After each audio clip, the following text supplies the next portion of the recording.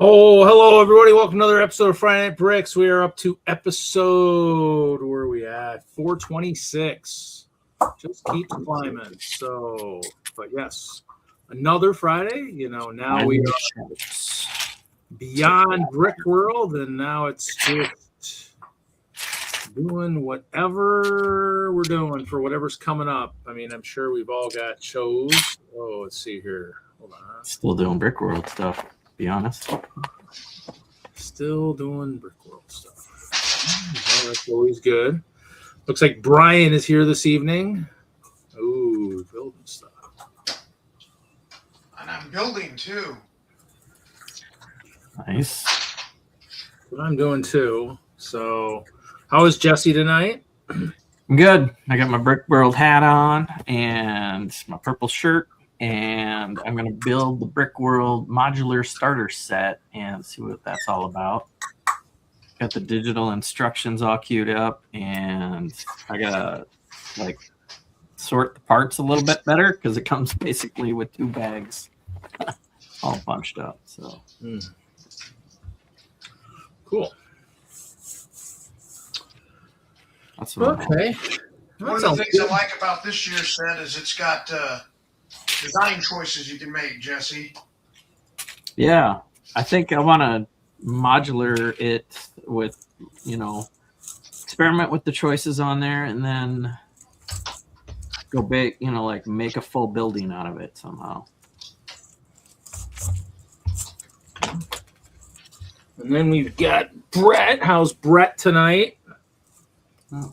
Well, I went to my first Lego show. Wow. Nice. Oh, milestones. Yeah, it was pretty chaotic. I took the family. I should have gone on my own. But I attended. I wore my purple shirt. It got here in time. Reed done some I Spare magic. I don't know. You can thank someone in the north of England for that. That was. I did, because it got here right before the show. So that's good.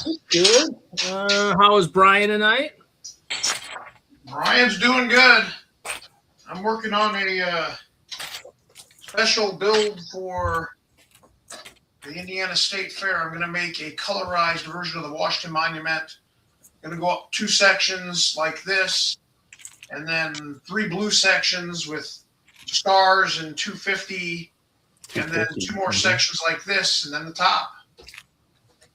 Seems pretty straightforward. I'll figure out what I'm screwing up as I go. Oh, there you go. That's what we do. You won't know until you mess it up. Cool. Okay. Pretty much. I'm just building. I'm going to be working on. I got some modules I'm working on. I'm redoing because I finished the landscaping on my other 3 sections of track for Bay Beach here in a couple weeks, and then for Train Fest in November. So I'm just basically taking my plates and just switching it up. So I'm moving the path to this side, to the inner side, with the building against the track. And so I'm just using that. So that's what I'm working on. So just, basically just trying to get some more stuff done. Because I'm going to try and take as much as I can to the Bay Beach show. And then Train Fest, I'll get the corner. Corner might have a partially destroyed tower next year for Chicago. I'm thinking about doing that maybe. Having an actual partially destructed Hope Castle. So I haven't done quite yet, so that's it. So I'm just going to be building, because that's what we do. Yeah, I was able to build yesterday and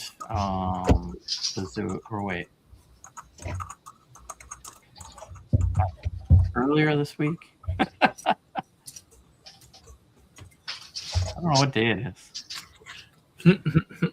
Friday? It is Friday, yes. Okay. So I was able to finish the potion shop and put that next to the medieval blacksmith shop and $1.90. That'll match.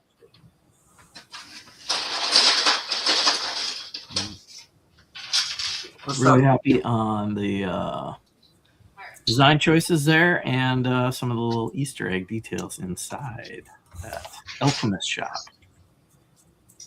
Very inspiring. Cool. Always fun to build fun stuff. Oh, dropping stuff. Oh, shoot, what am I doing? I don't want to do that. Gotta hit myself there.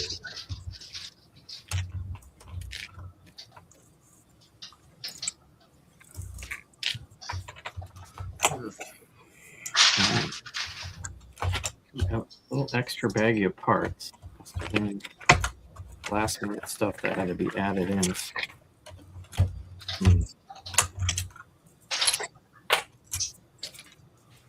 Double checking things.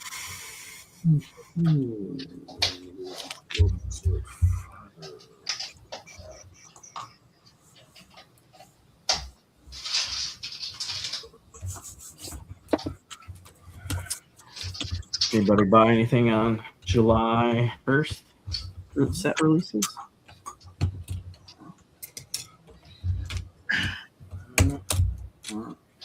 I did break the #1 golden rule of going to a Lego show. You know, they say don't buy anything at a Lego show because it's exorbitantly priced. I didn't listen. Yeah. Hard to listen to that one. There's so much cool stuff everywhere.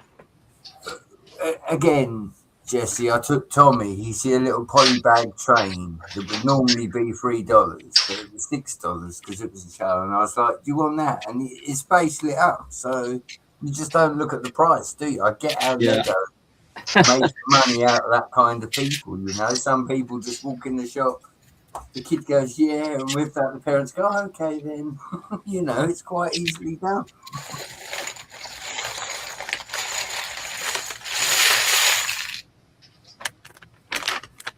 It's a lot of pieces. So, what did you pick up then? I picked up. Is it the Serpent Knight from the 3-in-1 Castle? Okay. And a wizard, just to go with the wizards, because you can never have enough wizards. Yes. And I think, yeah, well, they're just extortionate, but yeah. I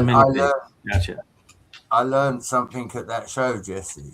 Everything was very highly priced. Just a standard vintage Lego horse was £20, which would be about $30. You know what I mean? That was just a plain horse. The ones with the bargains that were in on the wall or whatever, is it the Black Falcon and the Red Lion Knight bargains? Them on horses was £50. Okay.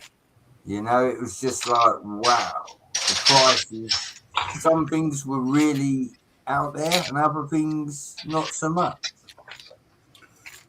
Depends on its scarcity, I guess, for the most part. Plus, I mean, you would think in Europe it wouldn't be super pricey because there's a lot more factories over there. But you know, I mean, I guess it just depends on, I guess, what it takes to how much it costs to get it to where it needs to go. I guess.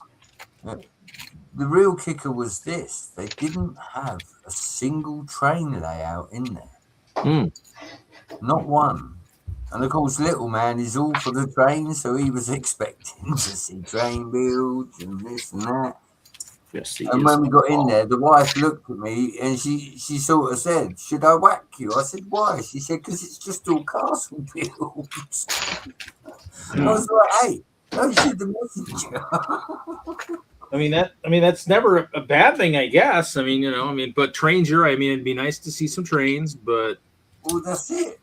You know, I get trains take a little more space up, but they also draw a lot more attention. They got the movement, but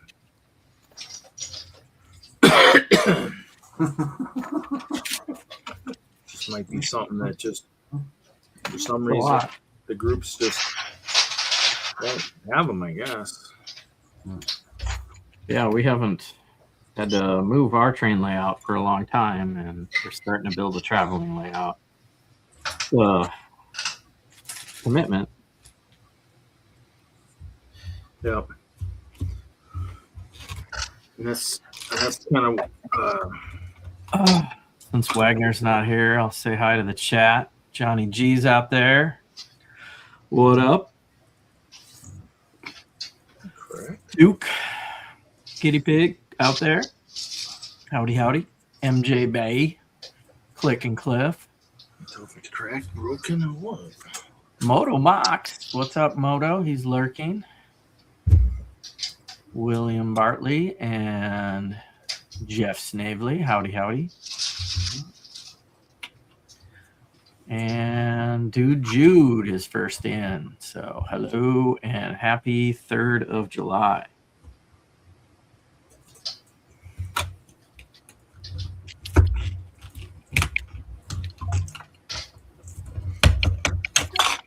Gonna have the family picnic barbecue kind of thing tomorrow, so that should be fun. That's always fun. Nothing planned right now, so we'll see. Dang.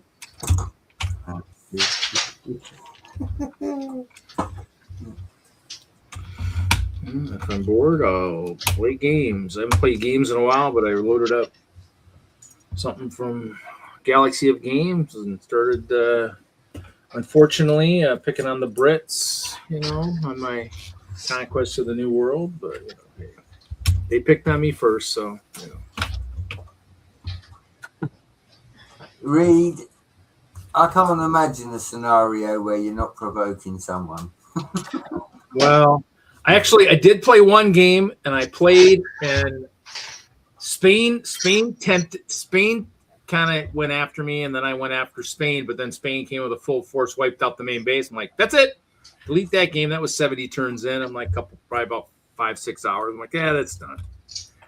And then, this next one, though, I lucked out. I mean, kind of pried at my couple colonies, and I was able to fend them off. I'm like, I thought you were supposed to be tough. There's 2 talking points in the news this week I'd like to bring up, seeing as we're not really conversating about anything. Number 1 is the physical discs with Sony. They're removing all the games. I think that's absolutely atrocious. No physical games anymore. Really? That's what I've been through too. You're going to pay for a code.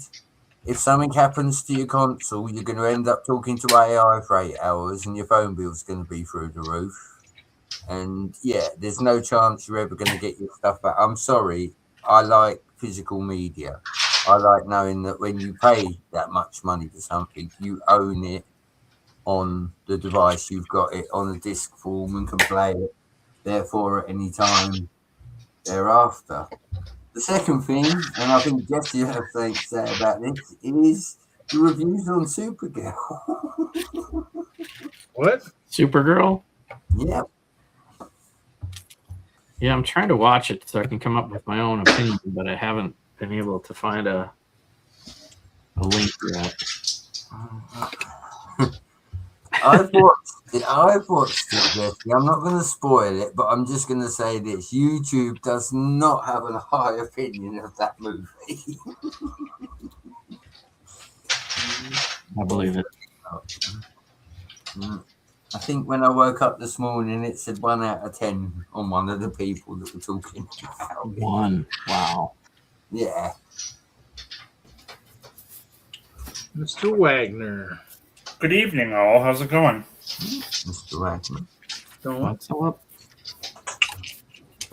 Good. Happy holiday weekend for those U.S. celebrators. It's not a normal week for me, so Friday Night Bricks is probably more of a pop-in for me tonight. A pop-in? Yeah. That explains the no shirt. Yeah, that would explain it. I see the big liars here who isn't streaming even though he supposedly got a shirt. Did you get a shirt, Brett? Well, that's still to be decided. I was maybe waiting for Johnny G to get here, which he's now here. He's torturing. You said once you had the shirt, you'd turn your camera on, so you're a big liar. Yeah. I also said once I had the shirt, I'd go to a Lego show, and I went to one of them as well, Mr. Wagner. In my purple shirt. He's got it. He's torturing the chat a little bit. So. Let's see how many people. A normal night for Brett. If you want to see Brett's purple shirt, let's type a T for T-shirt in the comments. Wait, he got a purple T-shirt? How do you get a T-shirt? No, he's got a purple bowling shirt. Not a T-shirt. Oh well. Actually, just type in BS because it's a bowling shirt. So you know. MJV, this is the best of. This is maybe 20% of my collection, probably closer to 10% or less. So, good evening, Johnny G. Good evening, Moto. Good evening, Duke Guinea Pig. I assume Jeff Snavesley is out there. I assume Dude Jude is out there. Evening, Click and Cliff. Evening, William Bartley. Everyone I see, so if I don't see you, I apologize. Good evening, Panda, if you're out there somewhere. We haven't had Panda not on the stream in a while. Evening, Brian. Evening, Jesse. Evening, Sir doesn't show his face in this picture. And good evening, Reed. So are you doing some more building for Bay Beach, or are you just sorting? I've got to get my seed part done. I'm not doing any Lego right now, but I had to show off one acquisition this week. That's the one thing I have to do on the show tonight. So I put it in my Lego area, but then there you go. You got, if you don't look right now.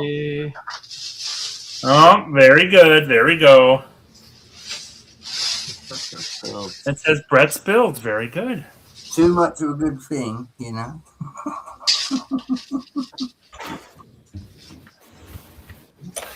I'll be right back with my acquisition. So I finished up a commission build this afternoon, and now this one's for fun. It's nice to have time to build. Yeah. That's It's what nice the and stream it's is. damn hot that I don't want to be outside. Yeah, that's what the stream is for, and hopefully you're in the basement, probably where it's a little bit cooler than it is probably any other floor, most likely. Did anyone win any awards? Wait, what? I won the boat race. Yeah, he moved himself. That was on last week's show. He moved Review himself show, from Brian. green. He's no longer a Just green. asked, Kevin. It's not my fault. Oh, okay. He's no longer a greenhorn. He's now Reed asked. no I red. got a very exclusive award. Nobody else got one of these. Nice. Very exclusive. Oh shoot, that's the wrong one. Oh wait, what? Did you I got the tweet spring yours? version. Nice. I did How get did a one of 10 I got token, I got the summer version. You know, I was kind of hoping for the winter, but you know This was probably my would've- prize from Brick World. Yeah, congrats, Moto, on the double brickies. I got a gold Friends doll in a Wow. case from Girl Bricks a Lot. That's awesome. Nice. So this is my big prize. So Very cool. My big prize was my girlfriend, Alex. So does Kathy know about her? Did you not meet Alex up there, Kevin? I don't know. Huh. No, Kathy is finally to the point where she's tired of people asking questions at night in the hall. So she put on she changed her hair and put on a hat and changed shirts and changed her name badge. I did not meet her. So her name was Alex in the evening. incognito. The first time she walked up to me, I didn't even recognize my own wife. Nice. So be careful. I'm married. You know, don't get too cozy here. You know. Yes, that's exactly the reaction you should have had. Yeah, Moto, she made 10. So I have 1 of 10 gold. Agreed, Hoosier. I completely agree with you. So I have a friend that went to Germany for work last week and reached out asking if people were interested because the store next to the hotel had Lego polybags. Ooh. So I asked about one in particular. I think I saw that post. Oh, yes, you did. And he was able to pick up this for me at cost, which was $7 US. And this. Nice. And this. Uh-oh. And this. And this. Oh, he needs 4 hands. And this. What And did you this. say? It wasn't Star Wars. And this. Doesn't have 1 of any. And this is 10 and 11. So I already had some, but this puts me up to my goal of 16, which is what I have for all my other Star Wars troops. So this is the Galactic Marine that comes in the turbo tank. And so it's been running 20, 25 a piece, and I got them for 7 each. So Nice. not quite Santa, but close. So very accommodating lug mate that picked up all of them for me. So Cool. so yeah, That's nice. back off the mainstream. Are you still looking for the unicorn elf from the CMFs? Are you still looking for some of those? No, I think I'm good on her. I got to look and see how many I actually have. Because I think I have like 8 or 9, and I think 8 was the number I was looking for. So let me know because I did pick up a couple more. So okay, I will do that. Jesse, you asked what I got from the show? Yeah. I bought that night. Oh, that's a good one. That armor's great. show it again. That's too slow. Oh, there, yeah, that's a good Oh, one. nice. Yeah. I like it with the purple. I like it with the purple stripes on it. It's kind of nice. And Wizard. Oh, I know Wizard. I know Wizard. Yeah. All right. Well, I got to jump off, but I might be back on again in a little bit. We'll see. So otherwise, everyone have a good evening. And again, if you're in the U.S., happy 4th of July tomorrow. Stay warm, or stay cold, I should say. And hopefully dry. We'll see. So. Yeah, painting mini. Yep, see you, Kevin. Painting minifigs is entertaining at best. You know, if you guys have seen the Badgers, I mean that's what I paint. I paint those skunk heads. I think I have any Badgers handy. They're around somewhere, but they're always fun. I mean, try and true. You know, play.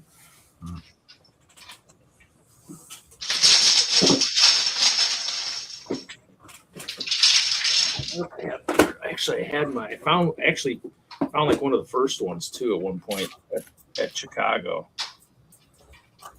What's that? Found like one of the first Badgers I painted at Chicago when I was putting out my figs. I was like, oh yeah. There's that ugly first one I did. I didn't like that one, but the prototype. Yeah, I mean it's still got. Actually, I think I've painted all the masks I have finally. All the masks are painted. I just got to grab more fig parts for them.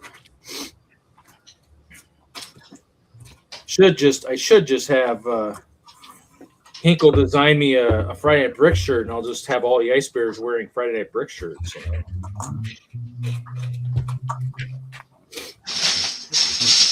Did I satisfy their question, Reed? Because I bet you don't even know the answer to that. The last time I went bowling, MJ Bay, was when I was at high school and done work experience in a bowling. I haven't bowled in a while. Let's see. There you go. I went bowling Thursday. But it was miniature bowling. They had like duck pins. Yep, on the shorter. Was it on the strings and stuff? And they're on the strings, so they reset by pulling the strings up, and then you don't have finger holes in the bowling balls. They're more like bocce balls. We also whip that down the lane. It was pretty fun. We went to like a smash park, it was called. Nice. Had hatchet throwing, axe throwing targets. We did that. It's all right, Hooter. You keep going. Now that I turn the camera on this show, you're going to have to pay more, so you're going to have to up my fee. You know? Yeah. I'm exclusive now that I'm part of the Purple Shirt crew, you know. That's it. Got to charge more. What's up, Will? Harder 66 out there. Can't find it. I bet Reed got loads of these, didn't you, Reed? All your ice skates. I bought a few of those. I did put about 6 or 7 on the disco before in the band pit before Chicago. What's I looking for? Oh, I can't figure what happened to that hat. I'm gonna open it the hard way. Let's see here. It says I have 13 of them. Which, I mean, I'll probably just see who needs the guys for their marching band, because I'll probably just hold on to the tubas. But so, like, if they're doing a marching band again and need more of those uniforms, I'll offer them up and see if anybody needs some of those. But, yeah, so they're cool. Definitely need them if you've got something like that going on.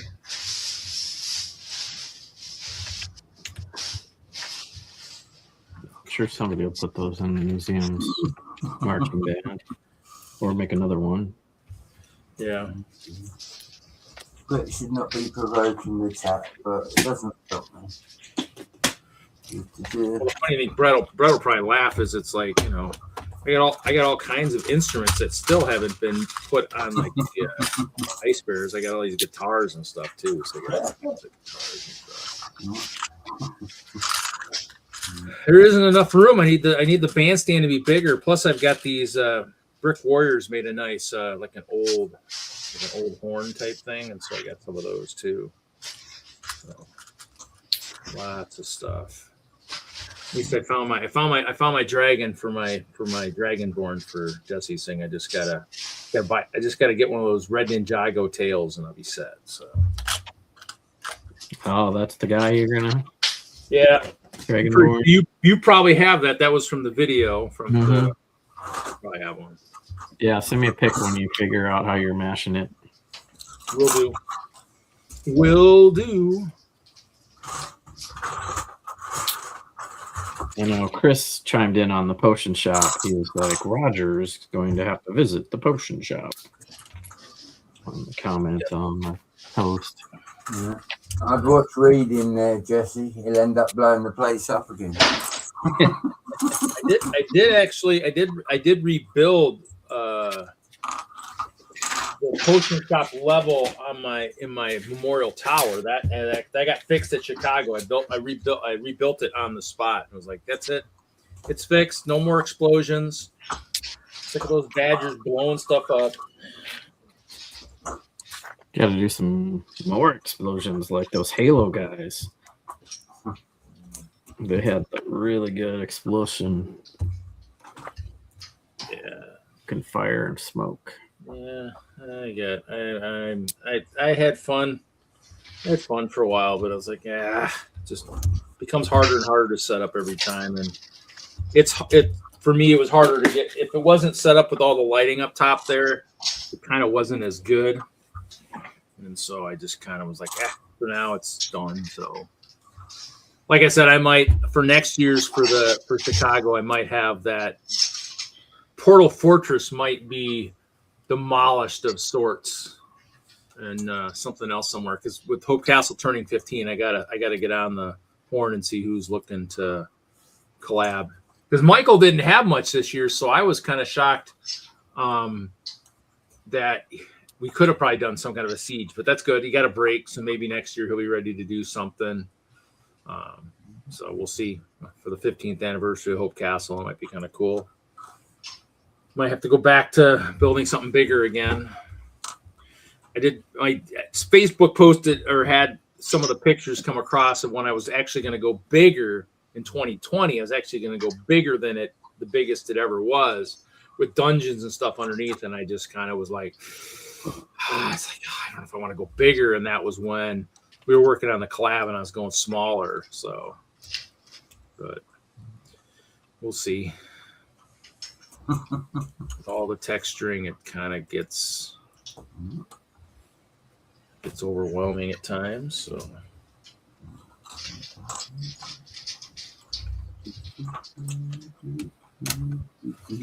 Path. My little dust brush from Brick Days.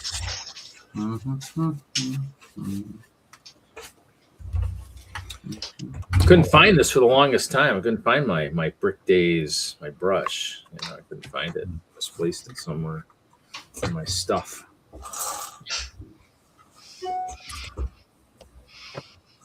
Yeah, I had to dust off that blacksmith shop. It was a pretty dusty little roof. I did it with the little snot gel stuff. Mix it right up.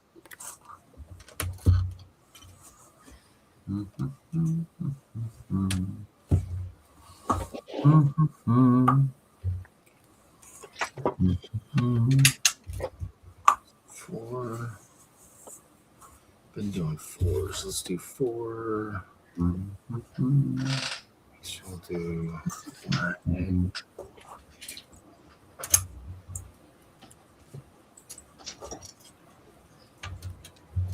It's not right. Or maybe that's one brick too tall. Uh-oh. Too tall? Yeah. Too tall, Terry, huh? Instructions are a little different.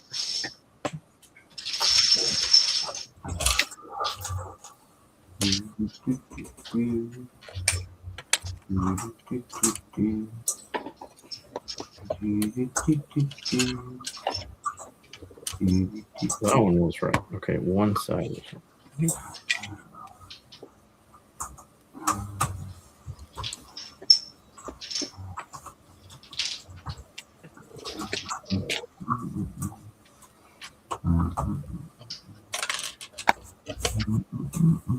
So that the brewery that you're building, is that something you're building yourself, or is that a group project? I imagine I like to finish things myself, So Okay. I don't mind collabing with people, but usually not on the same building. Okay. Oh, so that's yours, and then for next year, you guys are. Yeah. So far, if somebody jumps in, I'd be surprised, but it wouldn't be the first time somebody jumps in and helps out. But I kind of like to finish it so I could say I built the whole thing. So yeah. So far, yeah, it's my own creation. So you're thinking. So when you're talking you were talking next year for LGMS, you're trying to see if other people, along with your brewery, if there's other people also trying to maybe add some modules to the layout too, type thing. Is that you're thinking? Maybe. No, they don't want. That'll be the only building on the whole layout. Oh, okay. So, are they doing their own thing again? Are they going back to doing their own kind of layout, or are they not really been doing many train layouts lately? I know WISLUG sometimes does, but because of our tower, they didn't do one this year. So we're constantly upgrading the museum layout and collaborating on it, but this is the first traveling layout we've done in probably 20 years. Wow, that's good. Cool.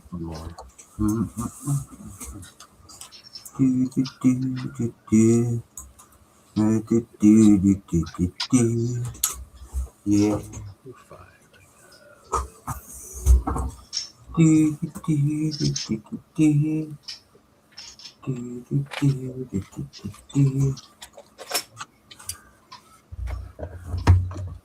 Fun. Huh. Yeah, they're doing.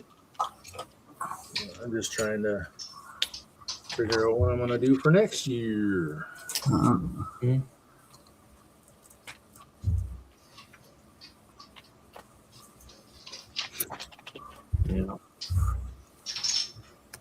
Sometimes I've got the idea in my head for next year. Myths and legends, though. It's gonna have to be. Yeah, gotta be. Yeah, and that kind of makes it interesting too. So for even everything else that you build too. I like the idea of myths and legends, but I feel that I would need probably a second mortgage on the house to complete it. Doubt it. I'd want to go like that guy out of Close Encounters where he's building the mountain. And I'd be like myths and legends. I'd have a mountain. I'd have dragons in the mountain. I'd have wizards trying to get up the mountain. I'd have Sauron on top of the mountain. Yeah. Like I said, second mortgage, definitely.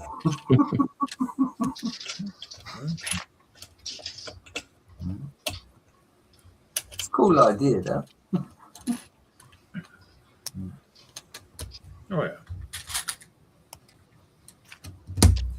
Always lots of stuff.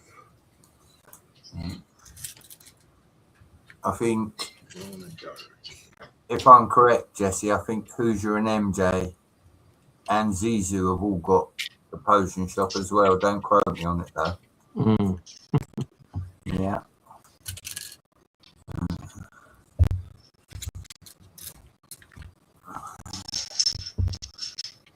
I've really got to start debating whether or not I want the Sleepy Dragon because it's getting to the time where we have to start ordering that one.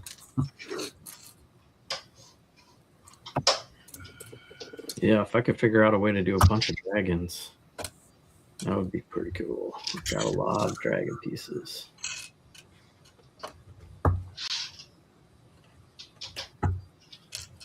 Legendary dragons.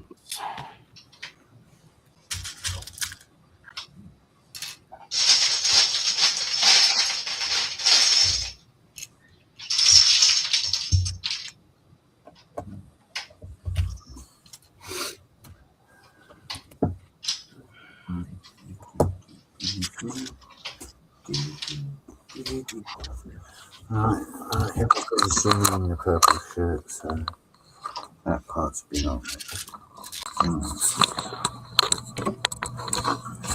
Try. Need to make Big Fig with the purple shirt now, Brett. Do you know what, Jesse, right? As soon as the purple shirt arrived, there was a certain little 7-year-old that said, Dad, I want one. Yeah. I was like, leave shirt. it with me, I'll get one sorted. Like Reed said, he'll have to let me know where I have to send the money. Yeah, I didn't think he'd say it, but he did. Like, Dad, can you get me one? See what Reed started now. I think I've created a monster, I think. Yeah. Well, it's not that, Reed. I tell him that you build trains. I showed him the clear train. How he thinks your train buddies. And Jesse. And he said, when we go to America, we got to go to Jesse's museum. He told me. See? Like I said, with that poly bag, I don't get to make the decisions. I just have to pay for them.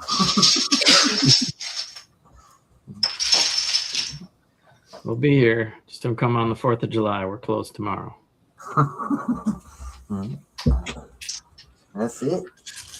Y'all got to celebrate, have some good food. All stay safe.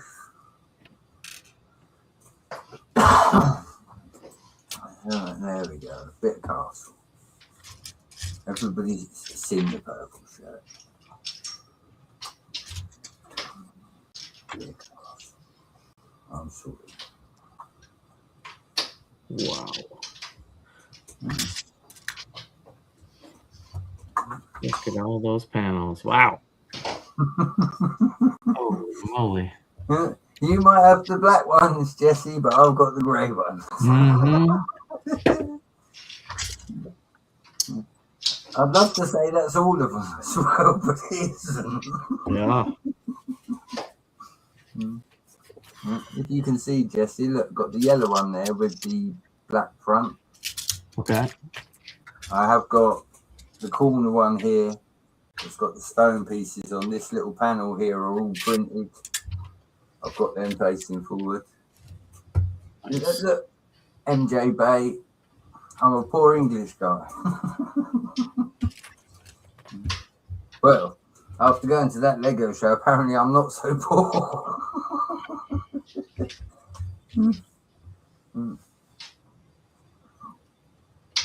Dang.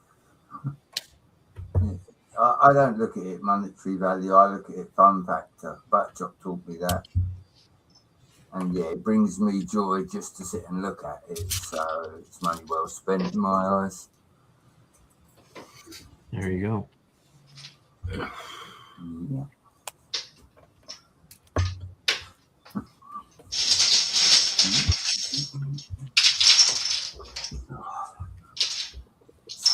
What was I doing?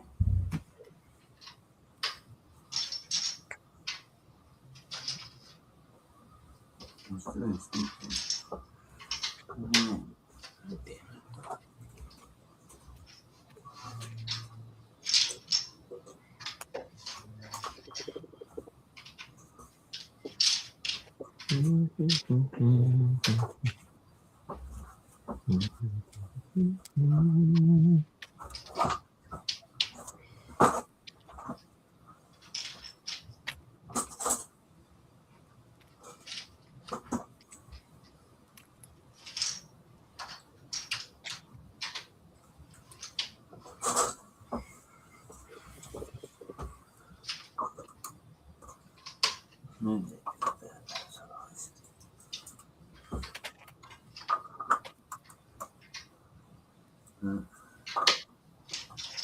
Camera for I will disclose that I did get this as well this week.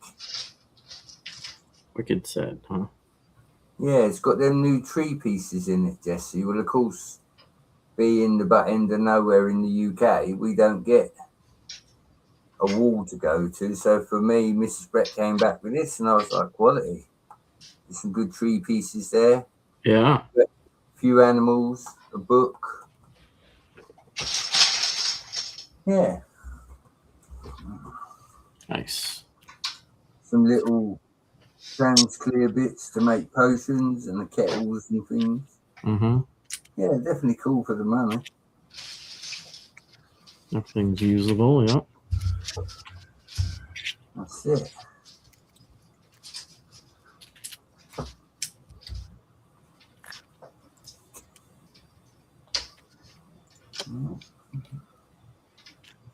I've actually been quite productive this week. I've tidied my Lego room. It almost looks like humans live in here. You can see the floor.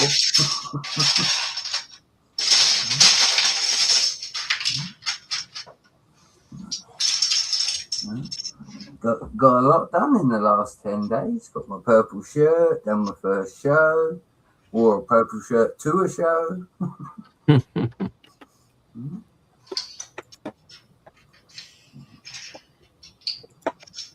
July is starting off good.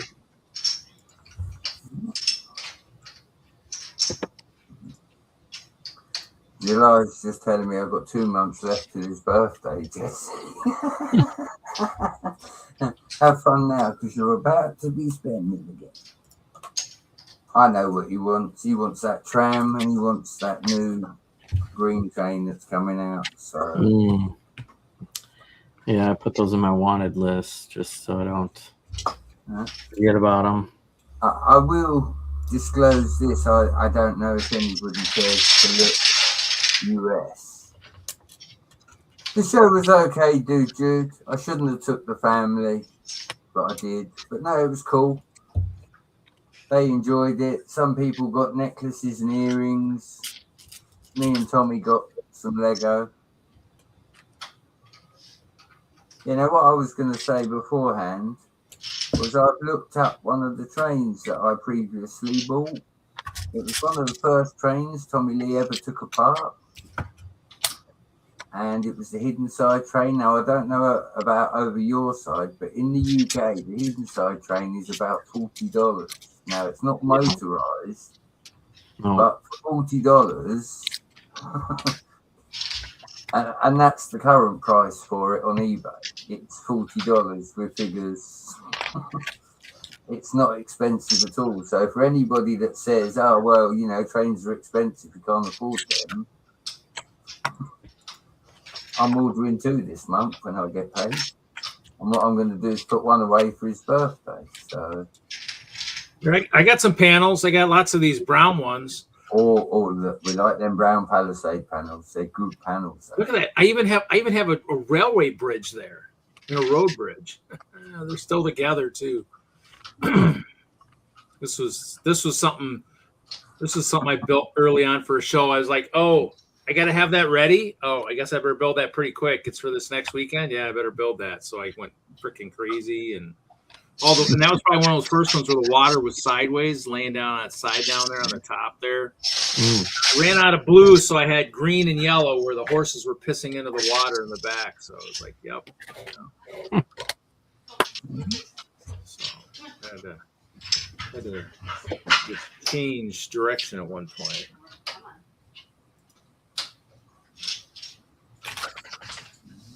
What's the matter?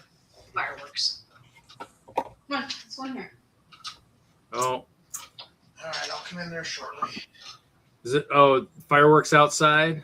Yeah, the dogs are starting to get freaked, so we gotta retreat to the basement room with no windows, no doors. Lock them in. Sit in there with them and let them shiver. Dang fireworks.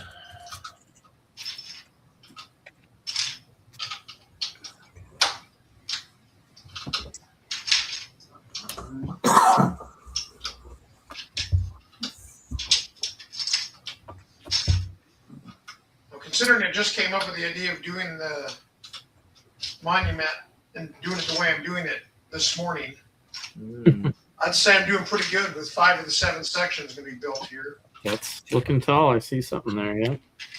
Concept to creation. It's actually probably the quickest I've ever done it. That was always one of my concerns if I ever tried to do Lego Masters, because percolation process for ideas for me is about 6 to 8 months. I don't think that works for the way the show is set up. No. What, we got to build fast? What? No, I don't know how to do that. I think it was Moto that was saying to me at the show, oh, trust me, once the pressure's on, you figure out how to do it. Mm-hmm.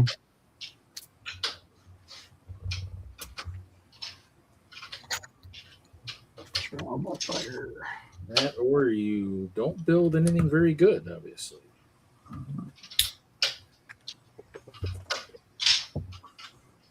I get told off because I don't leave builds up for long enough. And I don't do videos. Hey, forever learning. We're all forever learning. Enjoy Lego.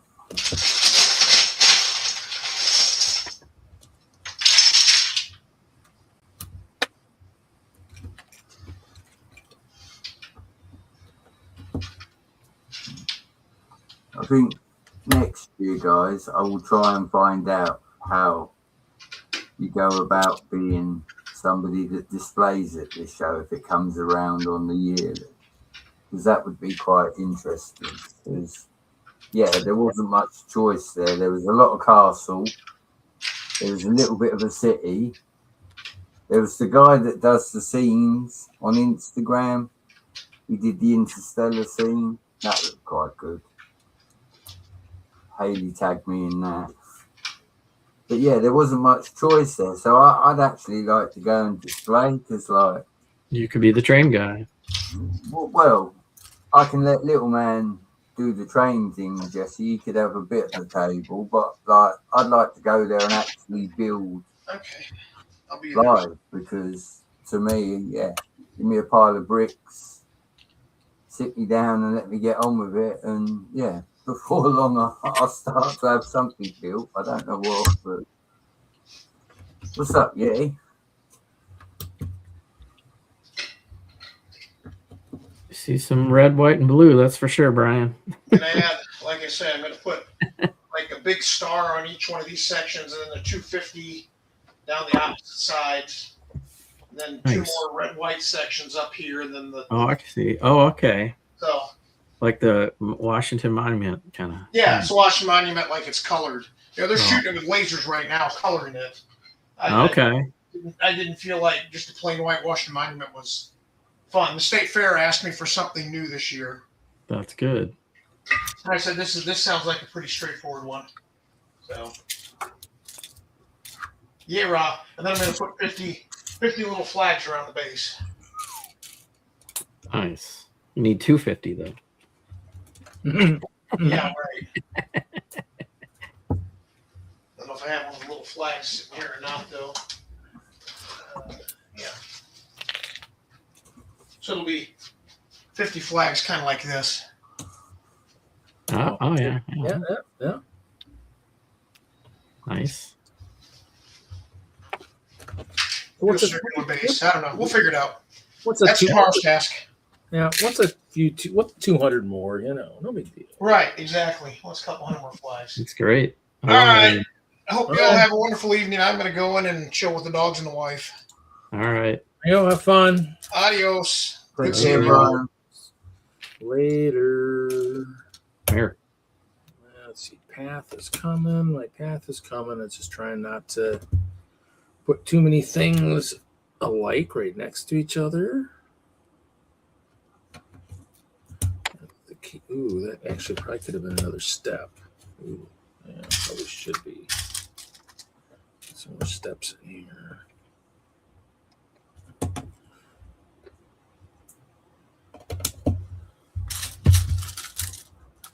Oop.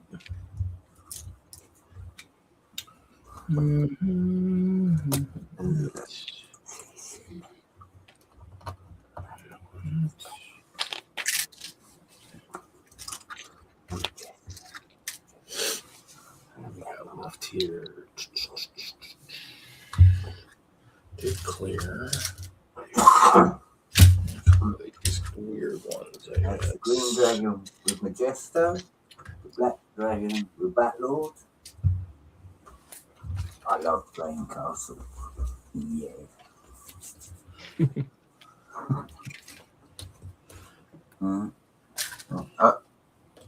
Back to the movies, Jesse. There's a new movie coming out called The Death of Robin Hood.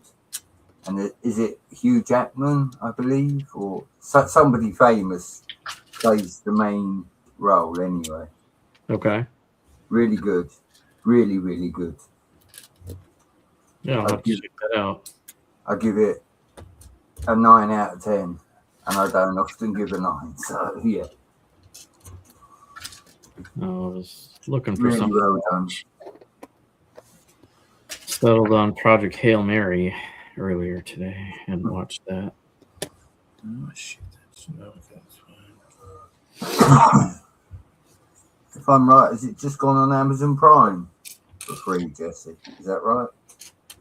I'm not sure. I think it's on Amazon Prime as well. Don't quote me on it though. Again, I don't watch much TV, but I swear I see it on flicking through.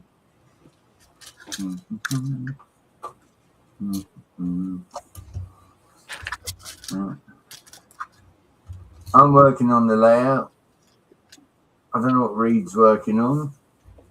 And Jesse's probably thinking, yeah, I need more medieval buildings to go with the potion shop and the blacksmith. Yeah, my brain is over there, but in the meantime, I'm actually building the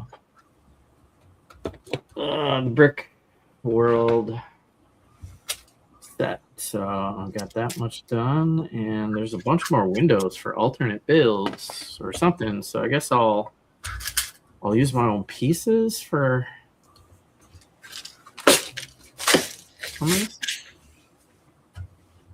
Oh, They give you all these windows. They give you the red and the green and the tan and the white. That I'm building only has white and tan, so there's a whole nother set of windows in here.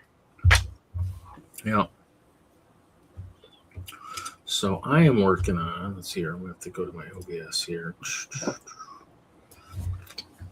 So I'm working on fixing my stuff, my paths. Let's see here. So my paths for my,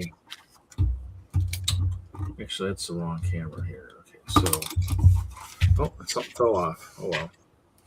So I'm working on my paths. So this is kind of one of the ones that was already done. And so I'm just kind of basically these were set up for the old layout, the old Hope Castle. So basically the old ones had the paths leaving the houses up here, and this was something else. And so now the paths actually lead down here. So here, so yeah. And there is bottoms in there that drop in there in case I wanted to do lights. So yeah, so that's what I'm working on. Just trying to. These will be sections I will use at the Train Fest show later this year. I will be doing just a long section. I can actually probably pull it up if I can find that picture. Just doing a. Give me a second to find that. Did I make myself big? Was I even big? I wasn't even big, was I? No. I was big over here. I keep making a mistake. I'm on OBS, and so I forgot. So this is what I'm working on. Sorry. So and then the houses just drop into place. So it's a little barracks for the ice bears. There's the other one that was already built. So that's what I'm working on. But I'll grab my look for my layout. I actually had finished my landscaping on my track. Let me find that picture. Yeah, Quarter 66. They sold that at Brick World. Yeah, they had some specials. I don't know that you can buy them separately. You have to go to Brick World to experience the whole thing. Oh, the kits? These kits, yeah. Yeah, I mean, and they'll sell them at. They had the kits from the previous year for sale in the booth at the merchandise booth, and they said, "Oh, these will probably sell out." And I never went back and looked. The one from last year, I never went back. I think it was that one beastie had the. What was that? A dragon or something? The that elemental dragon. Yeah. So that was that. They had it, and I saw when they were talking about the one time, but I never went back and looked for it to see if it was available. So I guess money saved for me, I guess, by not going and looking, but let's see here.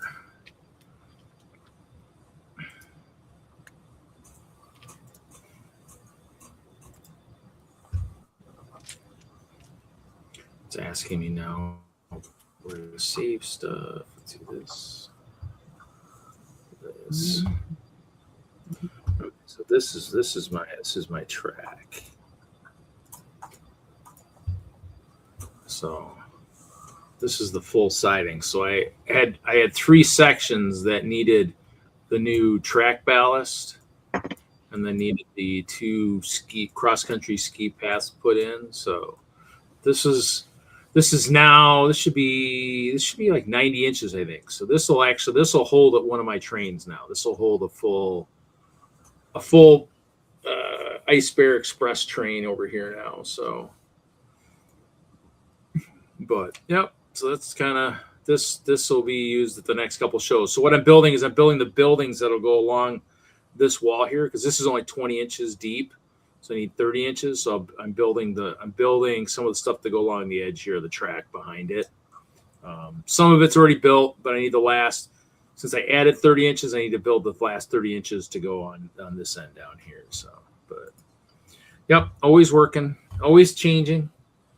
You know, I mean, chances are though that won't change for Chicago next year. So the goal is I need to, unless I build some transition, like what I need to do is build a transitional plate since everything around me was green or gray.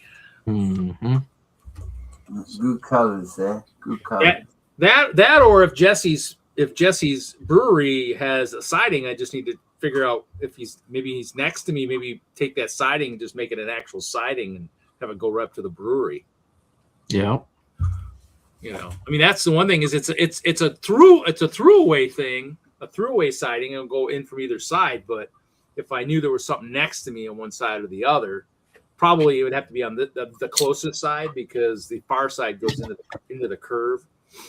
But then I could just take the switch out and make a long siding that goes right up to the brewery, so the ice bears can go chill. They'll go in and grab brews and make sure I have a rainbow portal somewhere on the track to transport it to all the beer pubs around the layout around the hall. Let's see this one. That one just for real. Well, actually, Jeffrey Veens actually messaged me and asked me for the plans to the Rainbow Portal. He's like, "Oh, let me see if can you send me the plans so I can see if I can make my own?" I'm like, "Sure, no problem there." Yeah, people are doing it. Jesse's got a really nice one, so yeah. Yeah, I went pretty hard on that idea this year. It looked good. It looked good. I like the giant one around the castle. It's like, I'm like, how do I borrow that idea? Because that was pretty good. You can borrow it. That's a lot of rainbow to go around anything I got though. I'm like, yeah, a lot of rainbow. But hey, that would work well if I was destroying the castle. Like, the castle somehow went through a massive portal. Figure out a way to mount. That was fun though. That must have been fun to build it 8 wide. That's a lot of parts. Yeah. Well, I had the purple, so I was like, let's go big. Let's see if we can drive Reed bananas with this huge portal I'm going to do. I'm like, Yeah. Taking it to the extreme there. Really? What you think the portal was the one? Personally, I think Jesse's mock of the Batroom Ram in Ice Bear version. Oh, I want plans. I'm going to try to do that too, because definitely for Michael Frederick, who's always sieging my castle. I need to equalize the sieging capabilities of my forces too. They just look like a bunch of referees this year. An awful lot of troops on both sides. I don't think we could take them both on.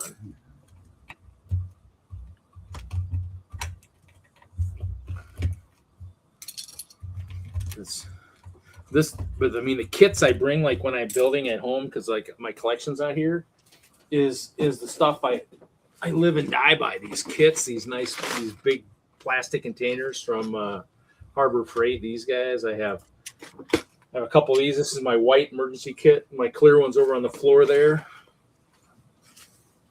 So it has a lot of the spare parts I need. Then of course I've got bins over here from the clear ones. And there's a clear one here. So definitely good to have when you're building and you're traveling or stuff.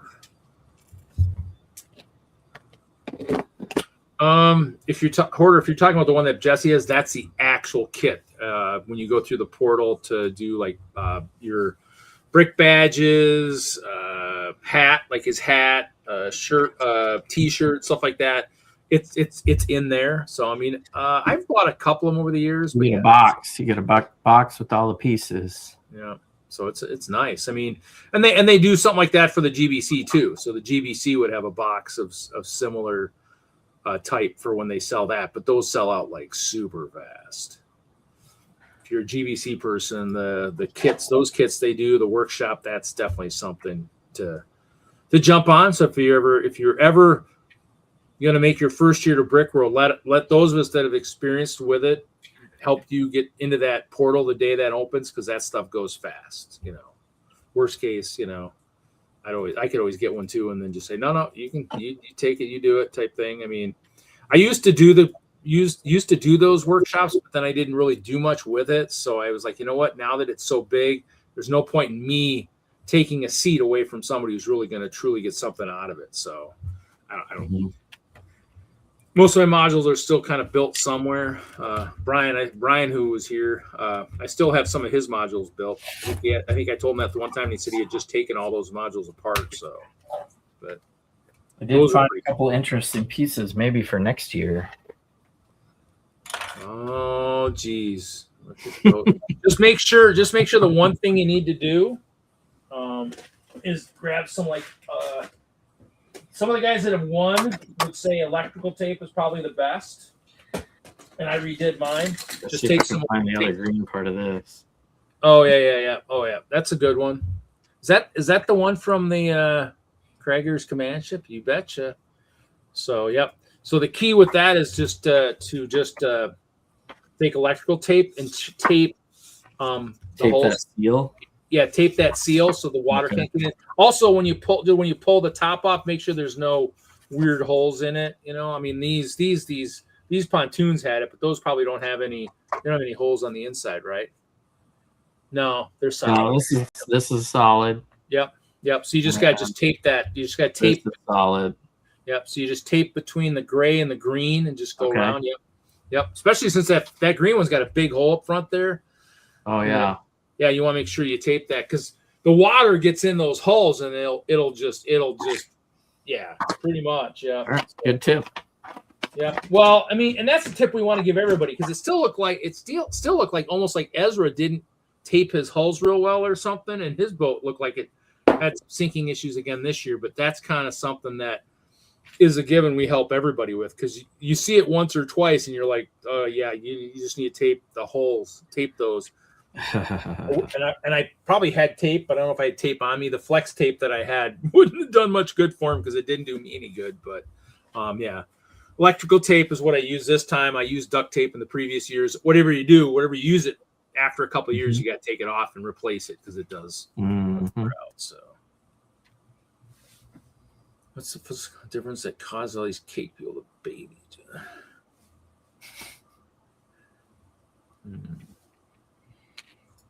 Oh, castle people go to war. We just kind of as Ralph would say, we get our characters need to eat, and human corpses make good steaks. So hey, I mean, when you got to eat, you got to figure a way to do it. Why eat yourselves? No, you can't. Actually, the one thing where you can't do is you can't put anything in the hulls that will add to the buoyancy of the boats. That is illegal. Now, granted, if you get taped up, they'll never know, but the balloons won't keep the air forever anyways. But to me, they'd probably know something's up, because probably you put too much buoyancy in, and then your paddles or whatever wouldn't hit the water. And so you'd be kind of like, they'd be like, something's wrong with that hull. So, and then just play with your paddles, Jesse. I mean, paddles are the way to go. So yeah. Yep. These, or I've used the Technic solid type ones, but I thought this year I'd try this. So that way, if it's curved, it'll push the water away from the boat, away from the motors. And when you build light, like me, I kind of this year it's still a little too robust, but if it's like it just got a lot of different brackets and stuff, there's less places for the water to sit. I don't tape my motors. I mean, a couple of guys look like they tape them, but I'd have to figure out how I would do that, because they generate heat. So I'd hate to have more. Yeah, protecting the motors, that'll be tricky too. I mean, pretty much if you're able to locate power function motors, like Brian had said at the start of the race, or John, whoever was talking, that the Lego motors are pretty robust if you get them out right away and dry them off and stuff like that. They, all mine have probably at least come close to sinking a couple times, and they're all. I mean, a couple of them sound kind of weird, but it still worked. If I wouldn't have been sinking, I probably have been fine. So, yep.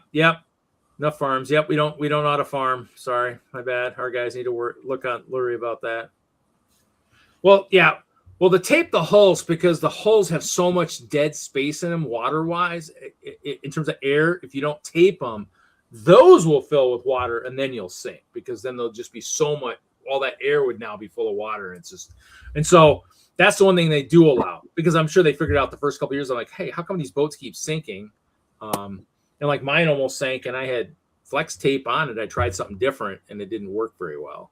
It did work well enough for the obstacle, but during the drag race, it did almost sink. So, yeah, too close to the real world. Yeah, I know that kind of sucks, but But I mean, to me, it was one of those things where ironically, how it started was, I'm like, I just asked somebody, hey, can I put some of my saber tooths just kind of wandering the forest over here at your layout of all these Napoleonic soldiers, and the next thing I know, my castle was being sieged. So it's like my guys were just on a kind of sightseeing tour, and the next thing you know, it's like all out craziness. So, but hey, but that's how the fun collab starts. It's just like like Rainbow Portals. It's like who wants to have some fun? Who wants to have your guys come over and do some roller skating, or check out the pizzas, or the check out the beautiful molded toilets the Ice Bears have in their village. Come on, it's like but yeah, the battle is kind of since we have so many, it's just you just kind of, everybody wants more land. We want more land. And actually, would have been cool to see, towards the end of the show, a couple of Ice Bears figure out how to get over to Moto's layout. Yeah, we kind of discussed that, and it was kind of, I think the meaning behind his was a little bit different. So, because as it's wild, I was kind of like, actually, what did I do that? I don't think I had enough of the trans purple 1x1 bricks to make it work on his, but I probably would have had fun. So, but.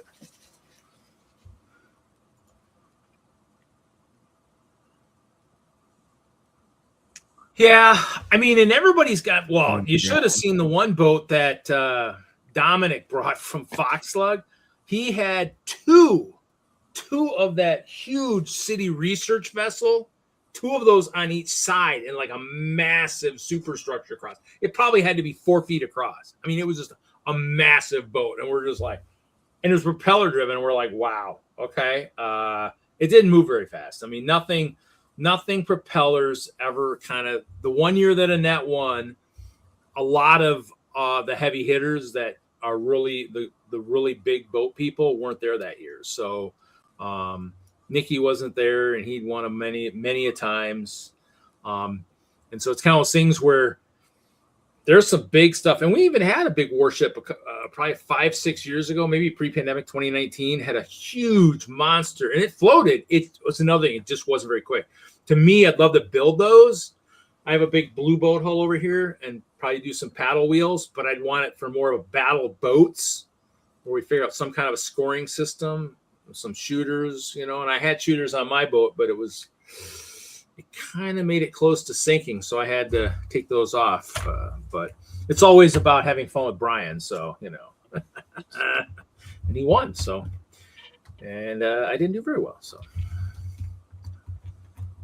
Yeah, I don't know how much the Ice Bears will enjoy the desert. I mean, I guess it depends on, if you've got any nice caverns, available where they can go and cool off. I have a nice gated one there that the Ice Bears are sitting in, Reed, if you look. So,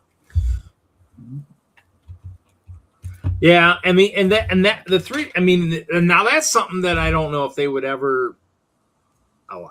I mean, maybe 3D printed. I mean, I know they don't do the RC boat propellers and stuff, but I mean, definitely when Sean and Jeremy were working on it, they made fast boats, but they were using the RC boat propellers, and they hauled. But that was just for fun while they were doing it. But yeah, paddles are the way to go. It's just a matter of finding a good paddle.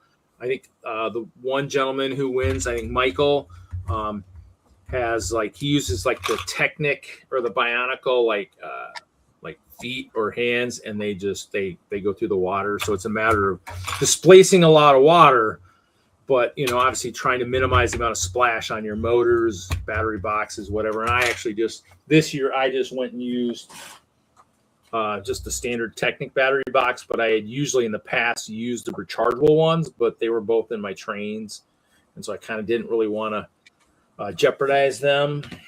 But they've worked in the past, and these mount a little bit. These mounted a little bit easier to the superstructure that I was using this year. So, and I mean they still work. It's still speed. I mean it's in terms of what you're going to get in the short amount of time you're on the water. I mean it's I would say probably minimal.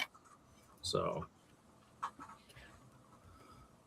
yeah, I mean I actually it's funny you mentioned water wheel. I got one. I was working on one. I just haven't finalized everything.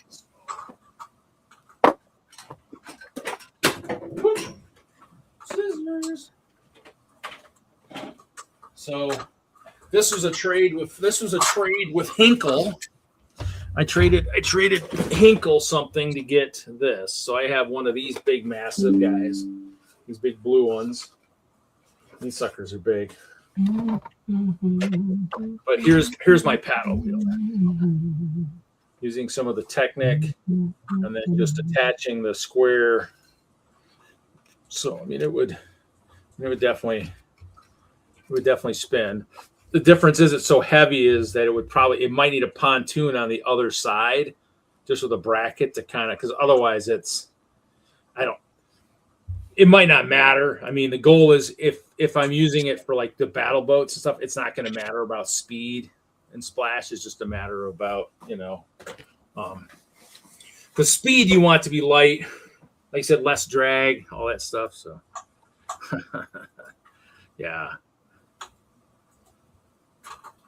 Yeah, the Technic panels. Yeah, I mean, the Technic panels is what I've used for years. I just wanted to try something different this year to kind of push the water away from the boat, because those paddles will just spray water everywhere.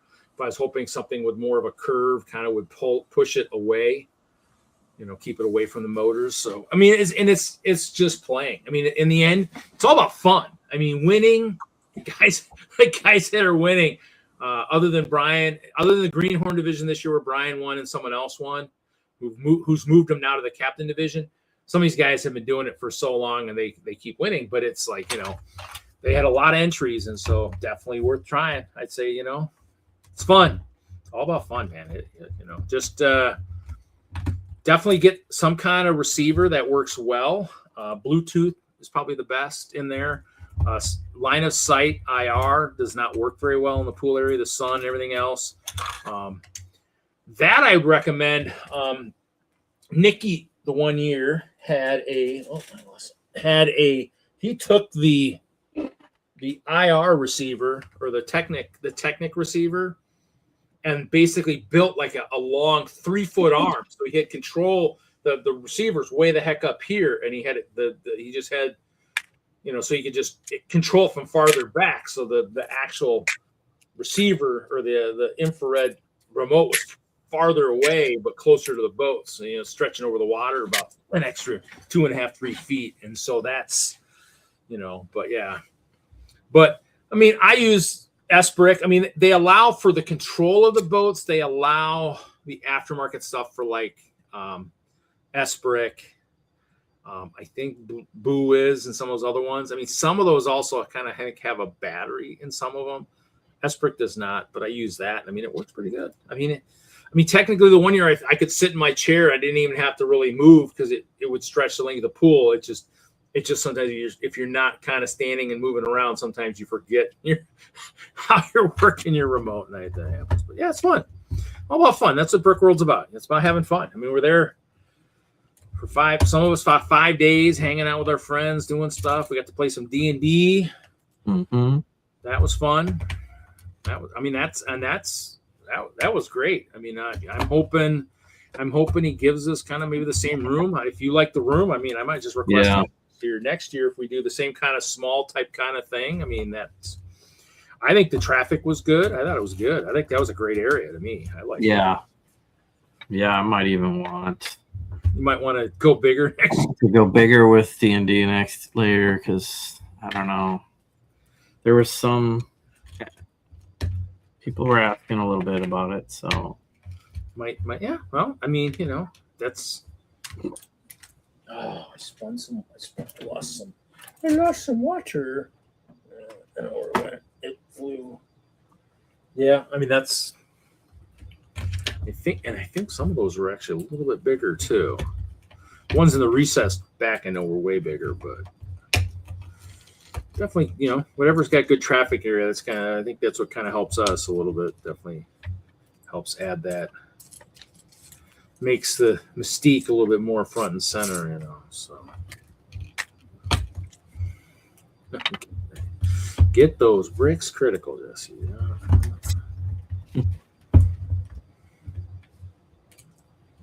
yeah. Well, we'll see. Oh, we got somebody back. He's back. If his devices work, he's back.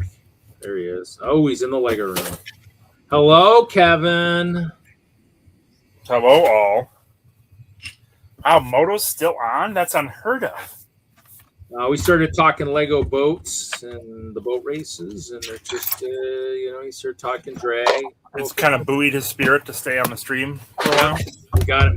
We got his brain working overdrive. Yeah. But he floats his boat to talk about it. Mm-hmm. Yeah. Well, Jesse also looked like he might be testing the waters next year. Yeah, I found some bolt holes, so I got one of these. I got to find the other one. I have the top, but not the bottom. Zach That's Krager's behemoth. Mm-hmm. It is. Yes, hello, dude. I said hello to you earlier, but you weren't here.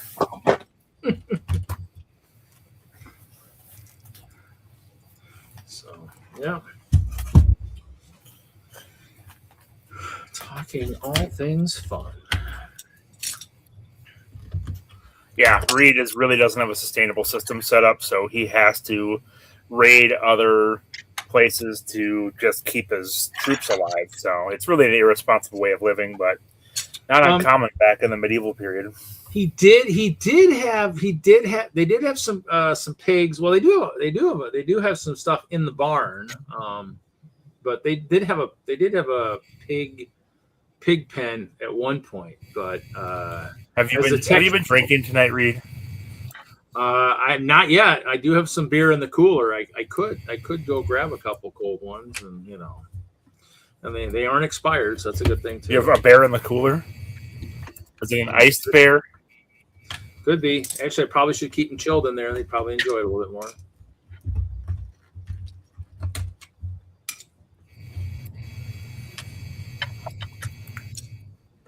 What 1x4 fence pieces do they make in reddish brown?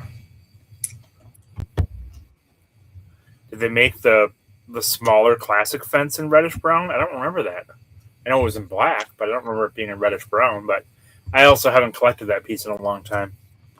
It was pretty great back in the 80s when basic brick was very basic, but doesn't have a lot of value to me anymore, sadly. It is sad. Kind of, not really, but kind of. Okay, we're sad for you then. Thank you. Thank you for being sad for me. We try. We try to make as many people happy as we can while we're streaming. And you try to be sad for me. We did see the layout for Bay Beach. Looks pretty good. Looks like you might have a lot of people there. Something cool. Mm-hmm.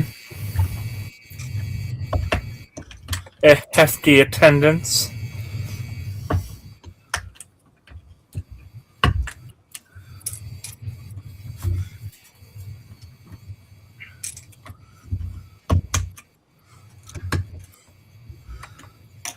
Yes, Moto, the successful rulers did that, but not everyone did.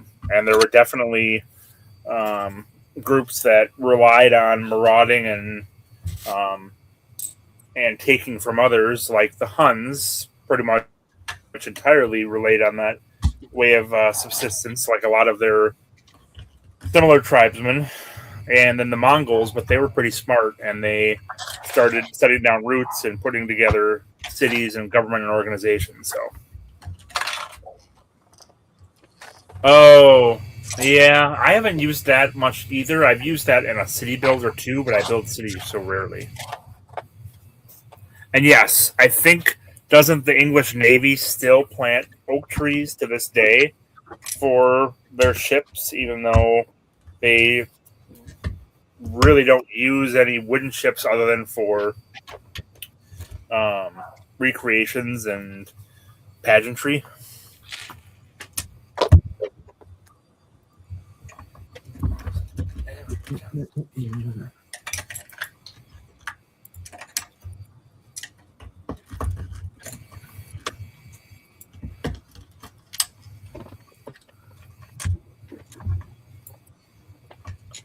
True.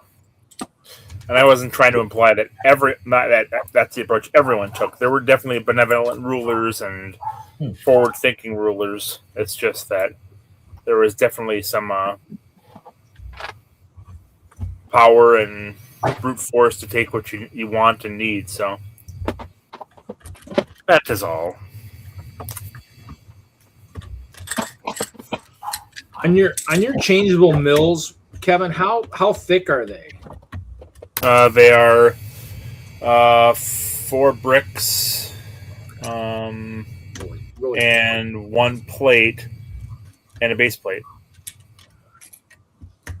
Because how high is it to where you have like the interchangeable plates?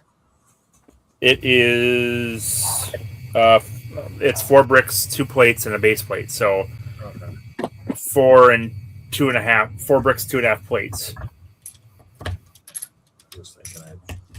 Was thinking of that the other day when I was kind of playing with stuff. I'm like, gosh, and I probably should make my rail stuff a little bit more interchangeable. But yeah, and it is nice because it's just swapping out the 8x16s or 16x16s, and I've got a separate base.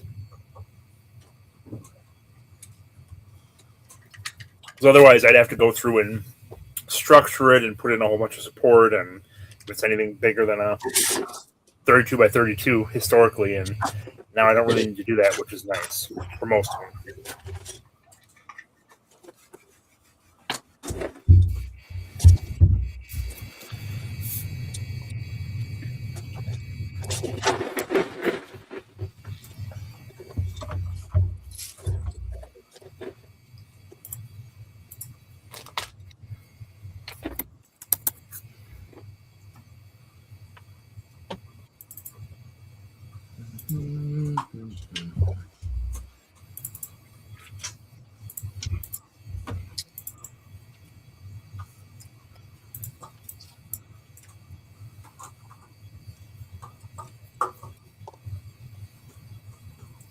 Yeah, that is kind of crazy, but you still see some pretty incredible old growth trees out in the Pacific Northwest. I don't know if they're really common elsewhere. I mean, I would assume that Maine was pretty well logged, but there could be parts of northern Maine that still have old, ancient trees.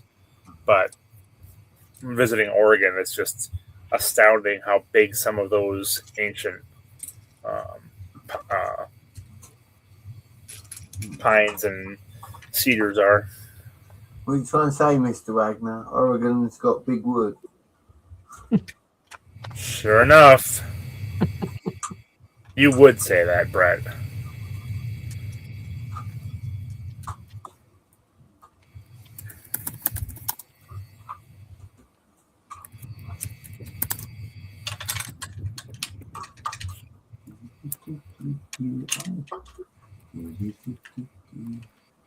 We do have to be patriotic, Moto. That is correct.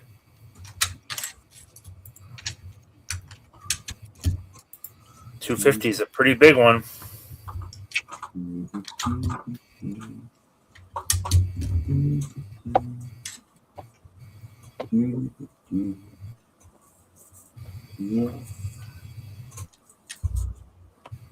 Yeah.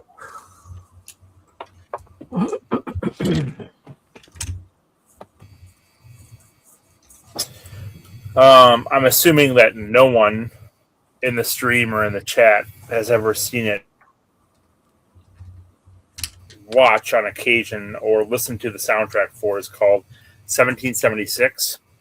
But it's a old Broadway musical that my parents enjoyed. We had the record for it. It's essentially plays out the Declaration of Independence decently well, with a lot of embellishment, but it's always my patriotic 4th of July theme music.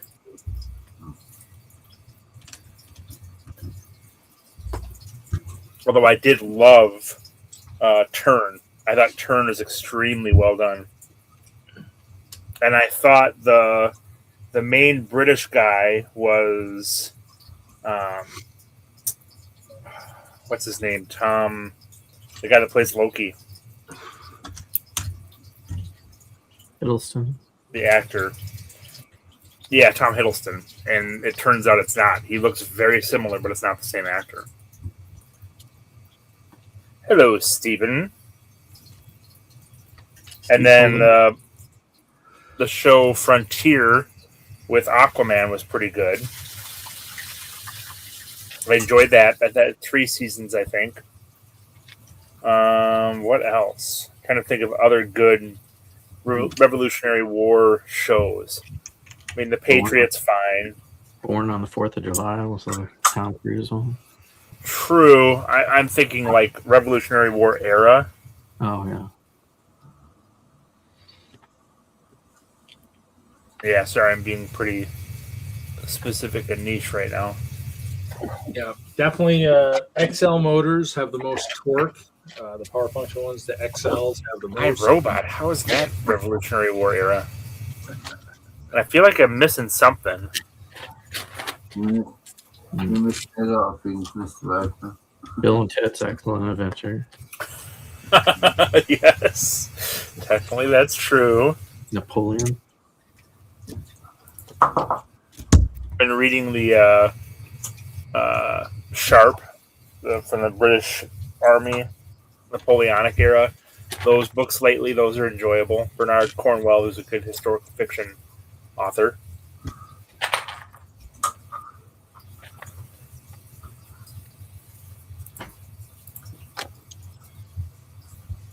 Outlander. Yeah, I never really got into that. I should probably watch that. Isn't that a little... Go ahead. Very historical, but definitely kind of a chick flick with the romances and stuff going on. Yeah.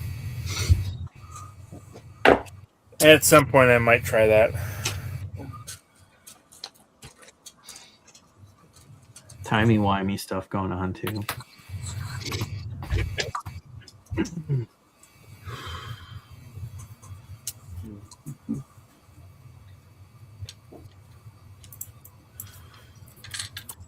Kevin, did you see the 9th Jedi animated Visions miniseries coming out?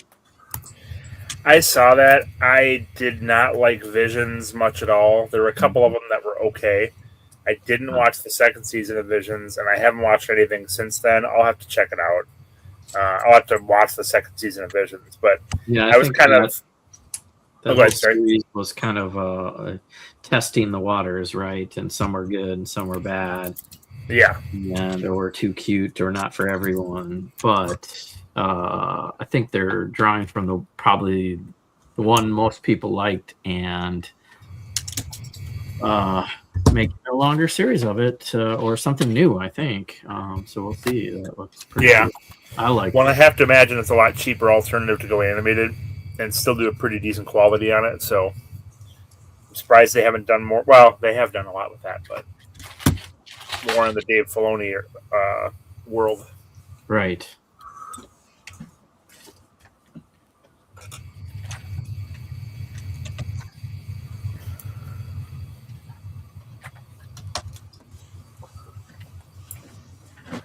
Well, I watched Visions, the first one, and it's like we're just going to throw random things in the Star Wars universe. That was really weird because a lot of them weren't really set within Star Wars at all. They just happened to have a couple aliens from Star Wars or a droid, or they were very much a let's just put something and add a couple Star Wars elements to it. They weren't Star Wars stories or really taking into account the Star Wars universe and the way Star Wars works. So it was pretty much it's like an anthology, but not a good anthology.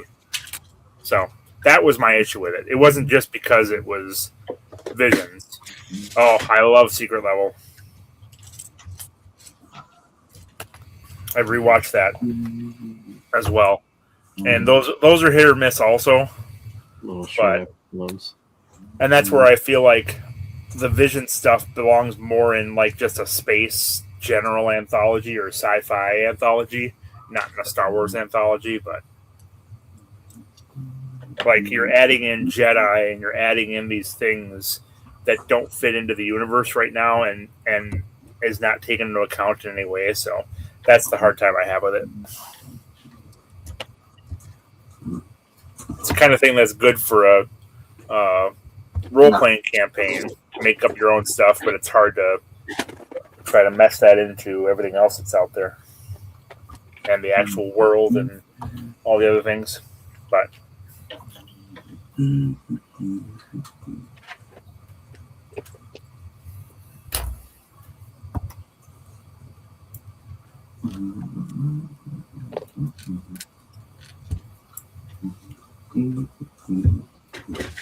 yeah, the Warhammer 40K was really good, and I really liked there are a lot of them that I liked.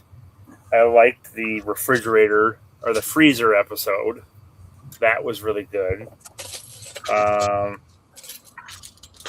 That's the one that always pops to mind. There were a couple of robot/droid ones that were enjoyable.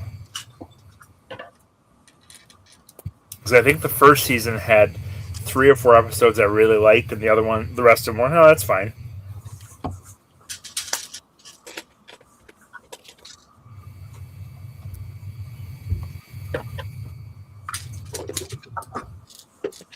But no, I enjoy that sort of thing where, hey, we're gonna throw together a concept for 10 or 15 minutes and give you a little short about it. That's really cool. And it would make sense at Visions to do the same thing and pick out the couple nuggets and expand on those.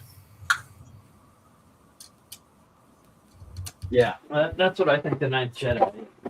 We're going to get a little extension of a story. Yep, and I'll probably enjoy it. Oh, the samurai episode of the Star Wars one was kind of cool. But again, that's like, I don't want to take Earth elements and combine them with Star Wars elements. That was why I was very concerned about what's the Jude Law series, the pirate one.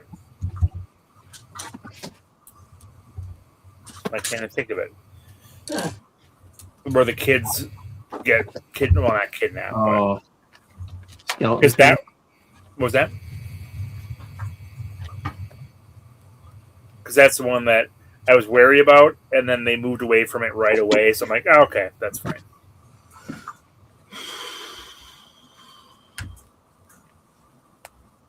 But I don't like taking Star Wars and making it and bringing Earth into it.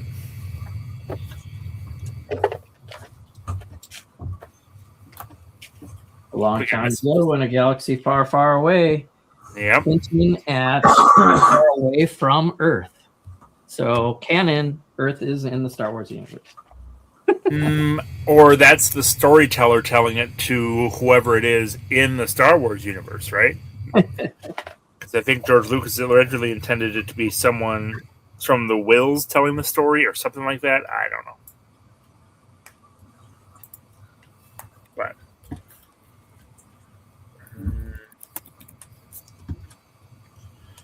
Yes, that is debatable.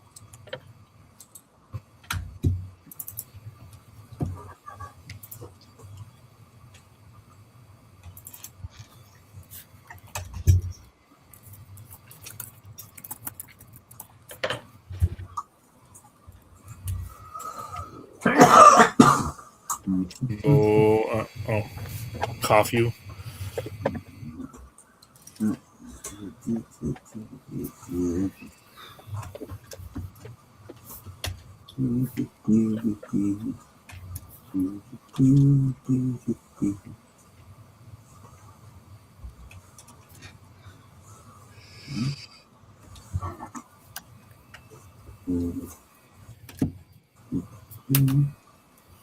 Have you not noticed, Mr. Wagner? I let you talk about Star Wars and I didn't bash you once. Oh, I did notice. I appreciate it. purple Thank you, shirt Brett. got him in the mood. You didn't have to put anybody in time out. I love it. Well, what can I say? It's the power of the shirt. Wow. Yeah, I didn't know that was going to happen. I'd have sent that damn thing along sooner. Sure, you would have. Probably not, but hey, it sounded good, didn't it? It did.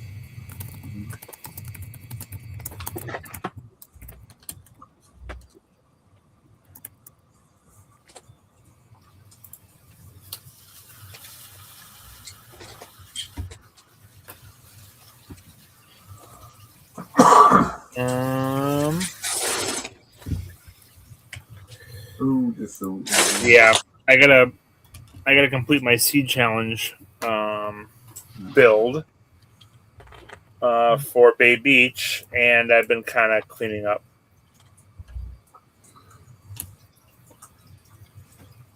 Yeah, I'm having a hard time getting motivated to do Lego with Moto. It's like, I've already done a couple things, a couple hikes with my kids, stuff Night, outside, kind of relaxing. So, but good to see you, Moto. Thanks for all the interaction. That was enjoyable. Or for me, at least. We'll catch you next week.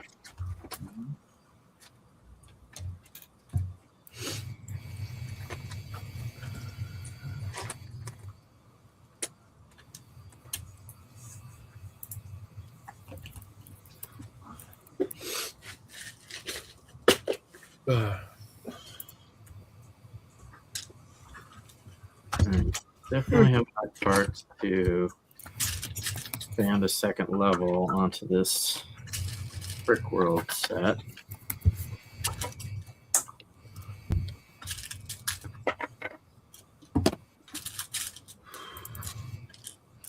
Make use of the parts that you do. Nice. I could probably put it on the layout at the museum here, but it doesn't have a backside or an interior, so I'll have to figure out a way to. Well, if I put it up against another building, you won't even see anything. I have some buildings like that. I've done the Sesame Street building that way. Made it like 4 floors or 5 floors tall, but it doesn't have a backside of the building, so.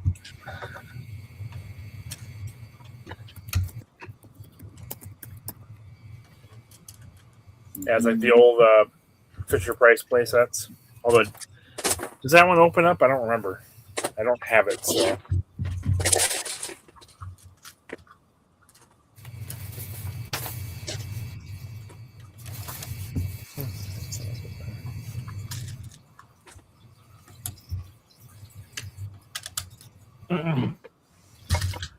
Alright, let's see what I gotta do.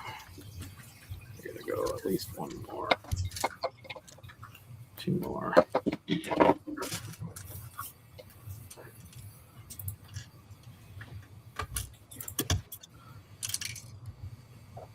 Yeah.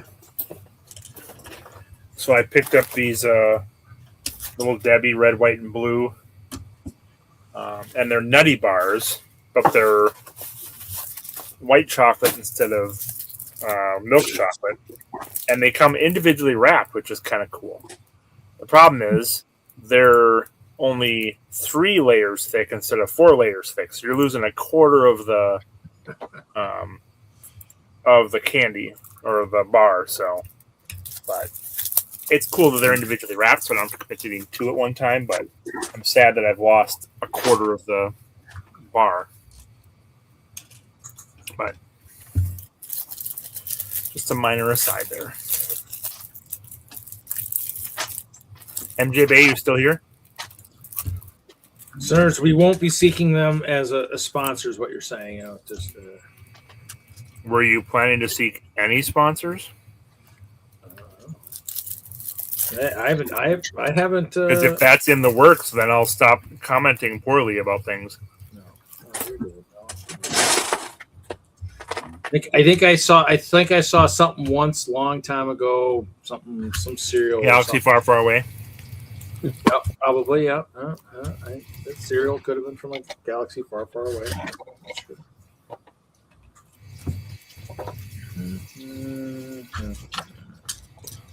It's shrinkflation, Mr. Snavely. Another- So it's not cheaper. It's 10 instead of 12 because it used to be 12, and it's 3/4 the size. So you're actually getting. You're already down 17.5%, which leaves you at 83%, and you take 3/4 of that, so you're at 65% of the usual box. So it's a pretty big ripoff with a little more plastic because they wrap 10 of them instead of 6 of them.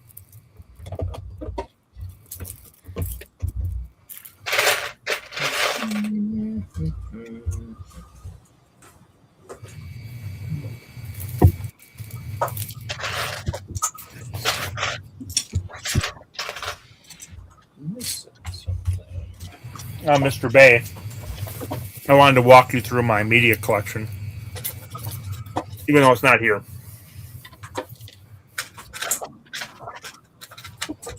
So, up on the top shelf here, you can see all the kids' DVDs. So, mostly Disney on that top shelf. Oh. A few Pixar things, but the old Disney classics. On this shelf, we have video games.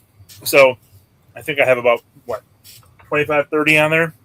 So it's a variety of Xbox, GameCube, I think some Switch games, or not GameCube, Switch games. Maybe another couple of things I can't remember, but the games I play most often, plus there are a couple over underneath the TV. Then underneath the video games on this side, we have more of the holiday classics that we watch typically every Christmas or Thanksgiving or whatever it would be. And a few more of the kids' movies are down here, as you can see. That's the holiday. On this side, that's where all the kids' movies are that are kind of the secondary kids' movies. So ones they still like, but not the Disney and Pixar, not the top-of-the-line movies. Let's see, trying to remember. I think underneath the... it should be 2 stacks. So... my wife's, some of her favorites are here in the center here, and beneath those are the ones that I like that are kind of more family oriented. Things like Princess Bride or Wedding Crashers, which is not family oriented, but it's one that my wife likes as well. Things like that. And then I have my Marvel shelf, which used to be no issue, and now I've run out of room. And I can't fit all the Marvel movies that I want on here. I also have my Star Wars shelf down here, as you can see, and that's getting pretty full.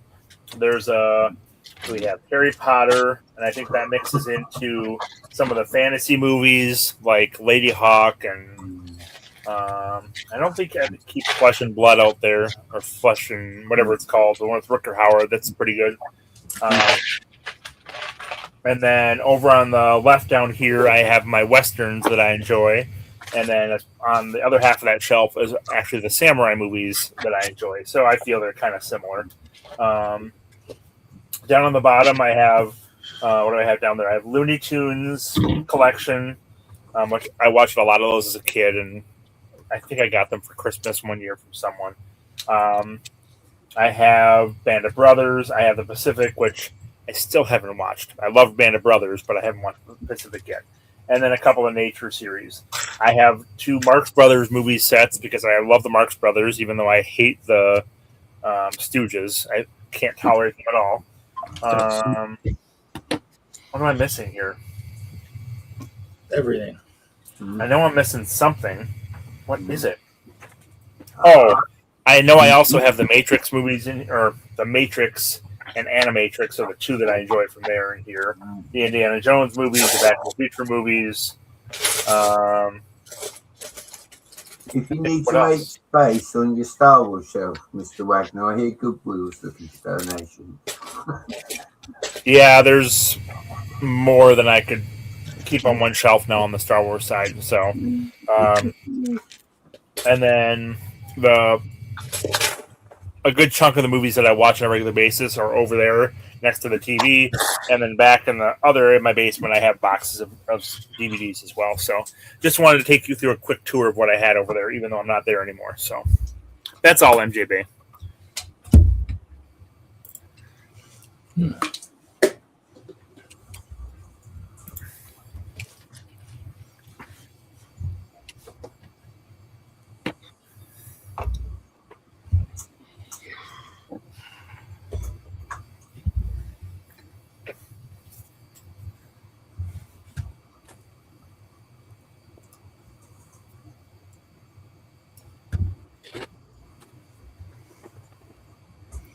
There's 3 done. This was partially the one over here, but it was partially done. New one, with of course a nice Friday brick, but that won't be visible from facing that way. Path. Okay, so that one's done. This one's done. Mr. Igloo.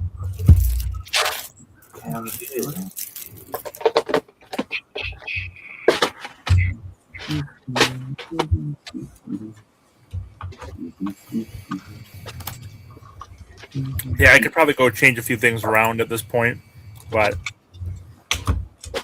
it still serves well enough.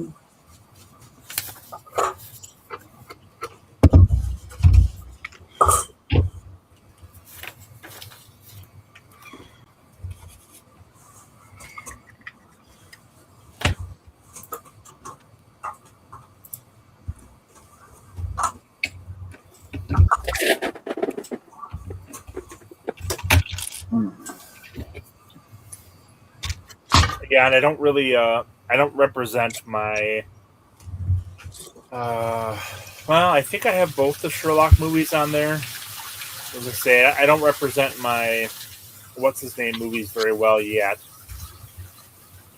I think I have Fight Club, Snatch there.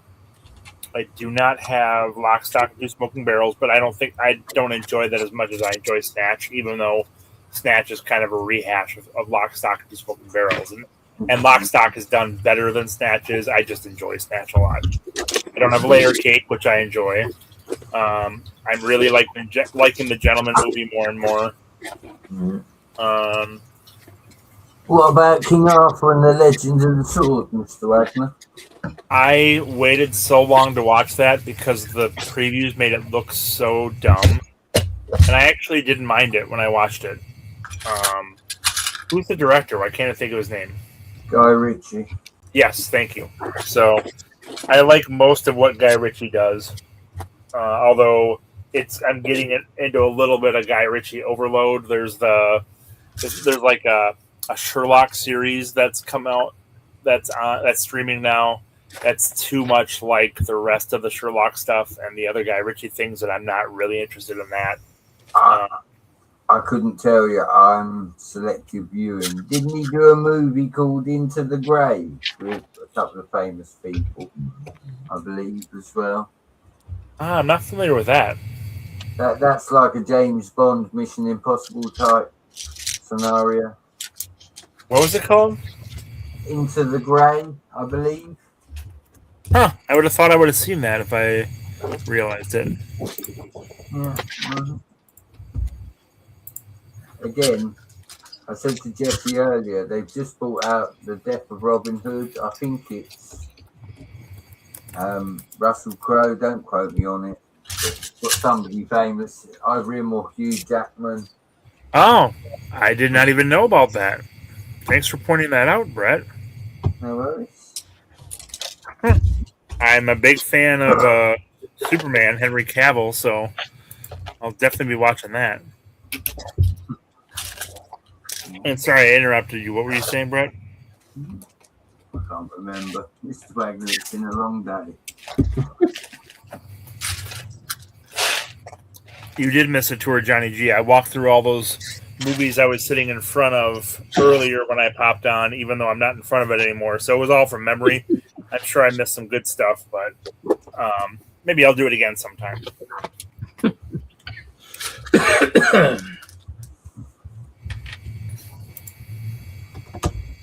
Tales from the Blu-ray shelf. And I don't believe I have Bullet Train out there or Gray Man, but I don't think I've been able to get a copy of Gray Man on DVD. But I did get a copy of Bullet Train on DVD, so those both have shot to the top of my list for movies. I've gained a few in the last few weeks. What was that, Brett? I've gained a few movies in the last few weeks. There's been some good ones. I've seen quite a few of the recent ones up to Supergirl. There's a movie that I really want to see, and I've really wanted to see it for quite a while, and it was only available on Apple. And I finally bought it on DVD. I pulled the trigger even though it wasn't that much of a discount. And now I haven't watched it since I got it on DVD. It's like, okay, I've got it and I can watch it when I want to. And that's been like 3 months now and I still haven't watched it. But I do kind of like to save certain shows or series for a while and then watch it, because once you've watched it, it's done and you don't have that to look forward to anymore. Kind of like the Mighty Nine. I have not watched those yet. MO2U family movie. I should know that acronym, and I can't. Master of the Universe. Masters of the Universe. I have still not seen it. I want to. I will enjoy watching it, I think, when I do, but I'm not going to see it in the theaters. If we're going to do anything, I will go watch The Mandalorian again in the theaters.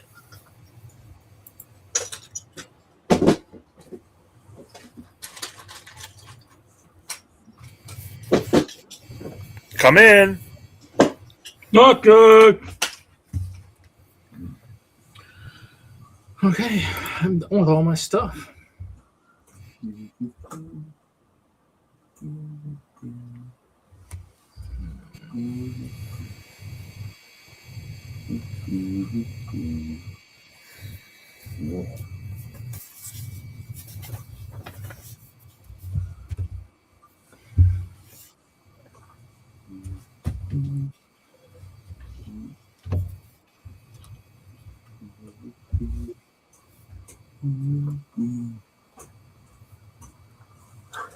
There's the path to the igloo.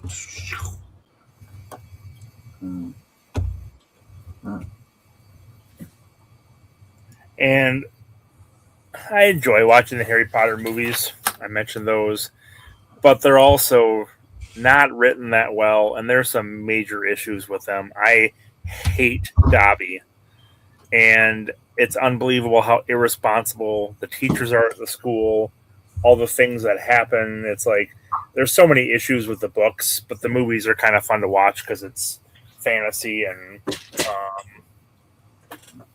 it's not bad. It's just I have major issues with the books and the kind of melting pot of all magical thoughts and ideas without any thought to how it actually works together.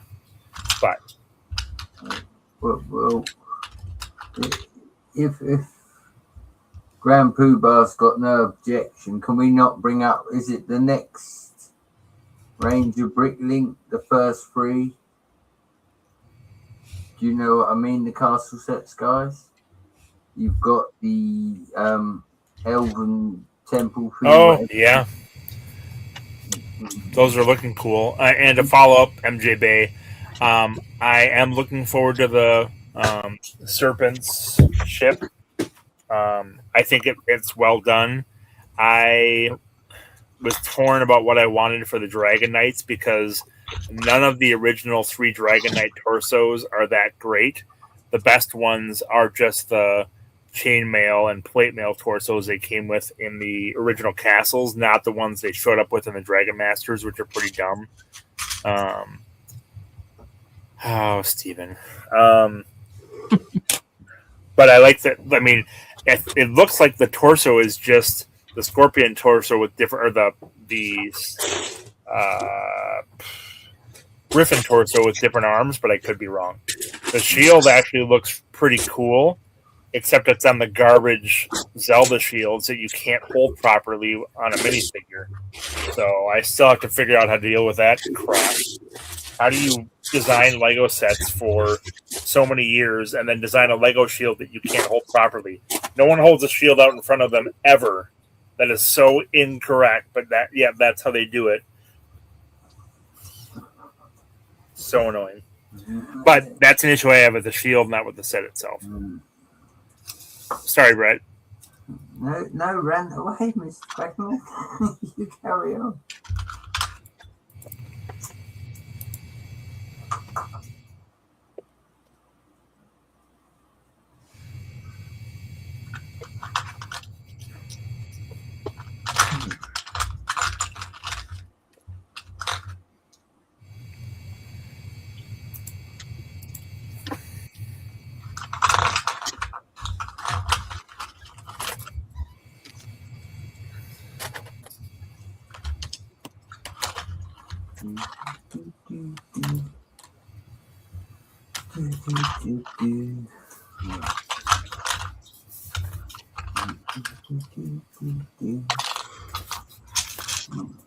Would you like to see what I got from the show, Mr. Wagner? Because you wasn't here earlier and you disappeared. I saw the Serpent Knight and the Wizard. Did you get more? No, I only got the Serpent Knight. There's the Serpent Knight. And that's the Serpent Knight is pretty nice. And that Wizard was the one that came in the pick-a-brick build a minifigure stuff, or was it a different one? Right. What was that? There you go. The robe. Oh, nice. Yeah, that is a cool minifigure. Yeah.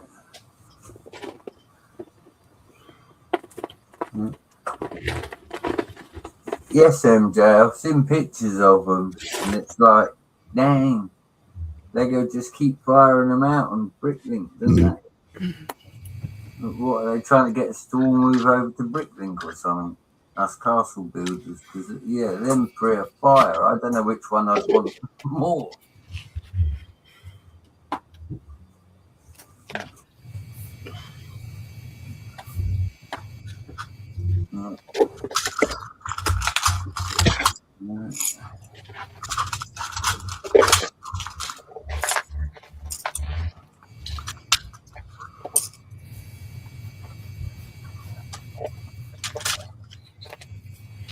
So, Brett, what were you saying about those 3 Bricklink castles? Just can we bring them up on the screen and talk about them? Oh, yeah. Not a bad idea. It's like Jesse's already got the blacksmith and the potion shop, and they're looking most epic. You know, I haven't got the potion shop, but I think Hoosier, MJ, and Zizou got it.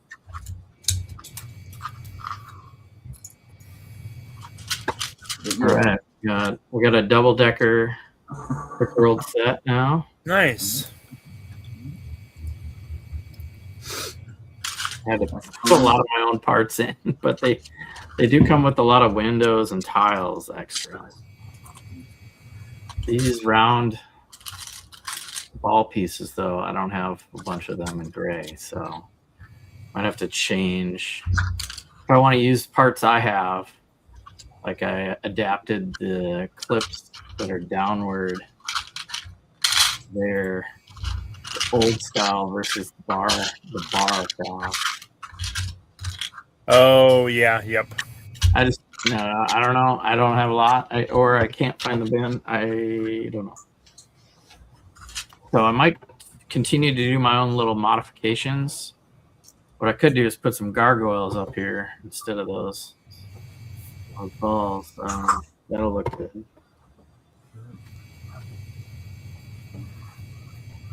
And I'm trying to decide whether I should do more, because look at how many windows I still get. Like all these extra windows. They really want you to build like more things. That says to me second building, Jesse. Yeah. I'm like, or I can put side windows or do the back side, I guess. Yeah. You could build the building butt. Mm-hmm. Yeah, because there's nothing to see on the inside. Use your imagination there. Mm-hmm.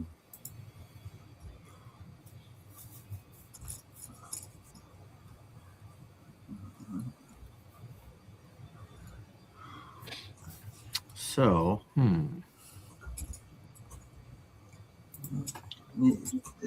That Sleepy Dragon Inn, MJ, right? I've really got I've got Tommy Lee's birthday in 2 months, and that comes up on Bricklink in about 3 months. I've really got to decide whether or not I want to commit on it. It looks so good out of that and the potion shop. No offense, Jesse. Personal choice for me, it's the Sleepy Dragon Inn. There's so much going on. It's almost MJ Bay's style. If you look at MJ's layout, it's got so much going on. Your eyes are going 12 different places. Quit catering to the chat, Brad. Well, no, MJ's, he said about it, but like these new sets, all 3 of them, it's like, I'd like the Citadel, but then I think, well, I'd like the castle. You know, yeah, that one there, look. I haven't took a good look at this because it was past a crowd of people when I went to the release of these at Brick World Chicago. The Griffin Castle, call it. You know, they've got the Griffin shields. I mean, I hate to say Yeah, it. I wish I would have stopped by. I did not. I intended to and completely lost track of it when it happened. This front door is really nice. Look at that. You know, I can't fault any of them, Jesse. I truly can't. Like, not that I would want to, but they just all look effing cool. I can fault one. Mr. Wagner, you collect Star Wars. Be quiet. The Sleepy Dragon Inn is so big. I feel like it's oversized compared to everything else. That's the one I did not get.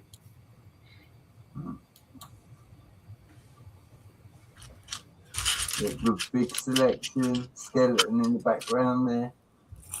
Can't moan at that.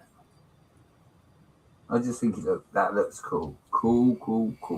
Mm-hmm.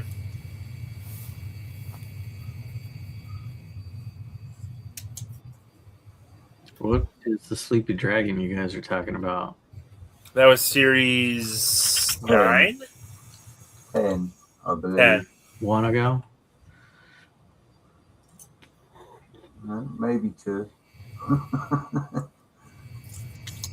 think it was Series 9. I didn't get anything from that series. The From Joust, 10. you mean? Or Has 10 No. come out yet? It must be 9. I know. Yeah, 9. Yeah, 9. That's this it. one. Shoot, I didn't get yeah. anything from 9 either. I don't know. See, that's a bit of you, Jesse. What did you just say about Windows? That one's got all the Windows. Yeah. Oop.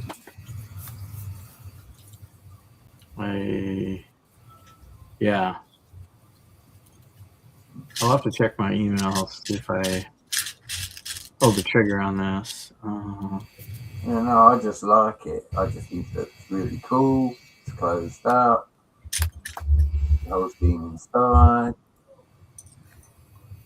That's pretty classic for a tavern.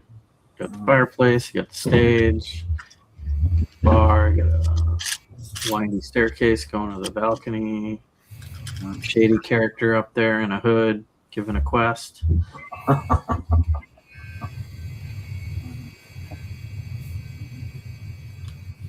Got the yellow castle behind here, a little secret on the stage behind the bard. Yeah.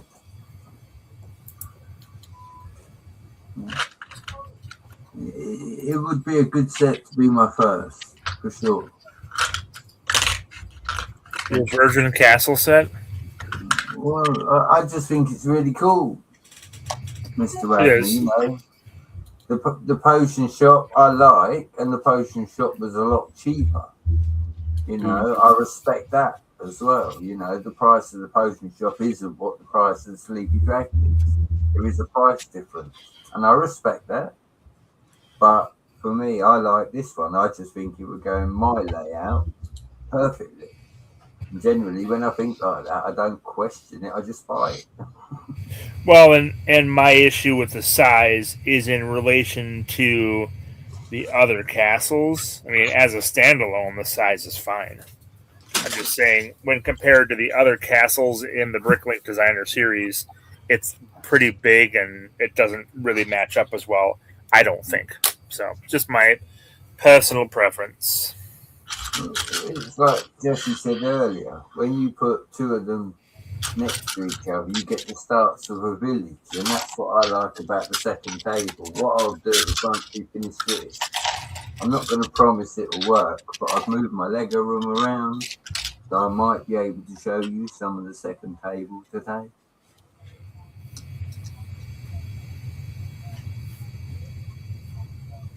And again, this is what Hoosier was building, weren't it? He was building a joust set.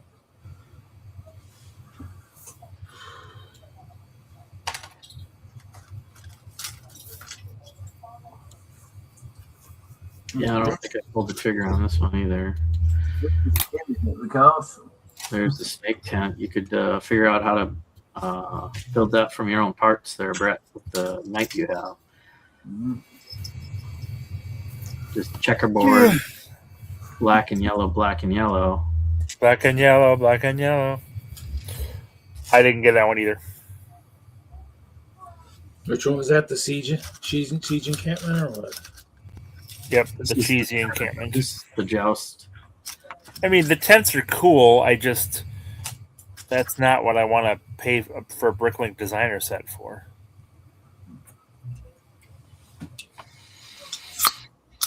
No, but then surely then tents would give you the idea to build your own, Mr. Wagner, and you'd have more than 3 then. You know, you'd want to mock a couple more, maybe in different factions. Yeah. This one's beauty. I think this is the one I have to pull the trigger on next. I'll probably end up getting both the castles, but aren't they both like $350 or something? It's just good. It's one less porch, Mr. Wagner. One less porch. Yeah, we'll see. An awful lot of pick-a-brick orders should pass. Oh, they're making a construction joist set. Yes, that's true. I heard about that, but I don't think that's due out until next year. So, and you need a lot of them to actually build a real building, and they're combined with 2x4s. So, I like that. kind of a combination of Lego and wood build. This is supposed to be the Elven Citadel, and they don't have pointy ears. Well, oh yeah, it would have sold me. I thought maybe at least there were. Well, but this isn't the final design, is it? Because yeah. I thought they were gonna. I thought they were using a faction from next year's set for the nest. So I don't think the faction that's there is the one that they're going to be using, but I could be wrong. Yeah, I want to check my photos from Brickworld now because I think I took my own photos and they might have. Well, there's a good one. There's a nice castle tower.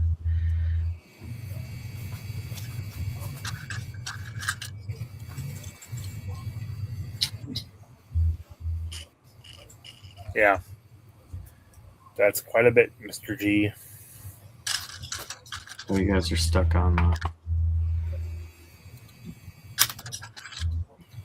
I'm just following the commentary in the chat.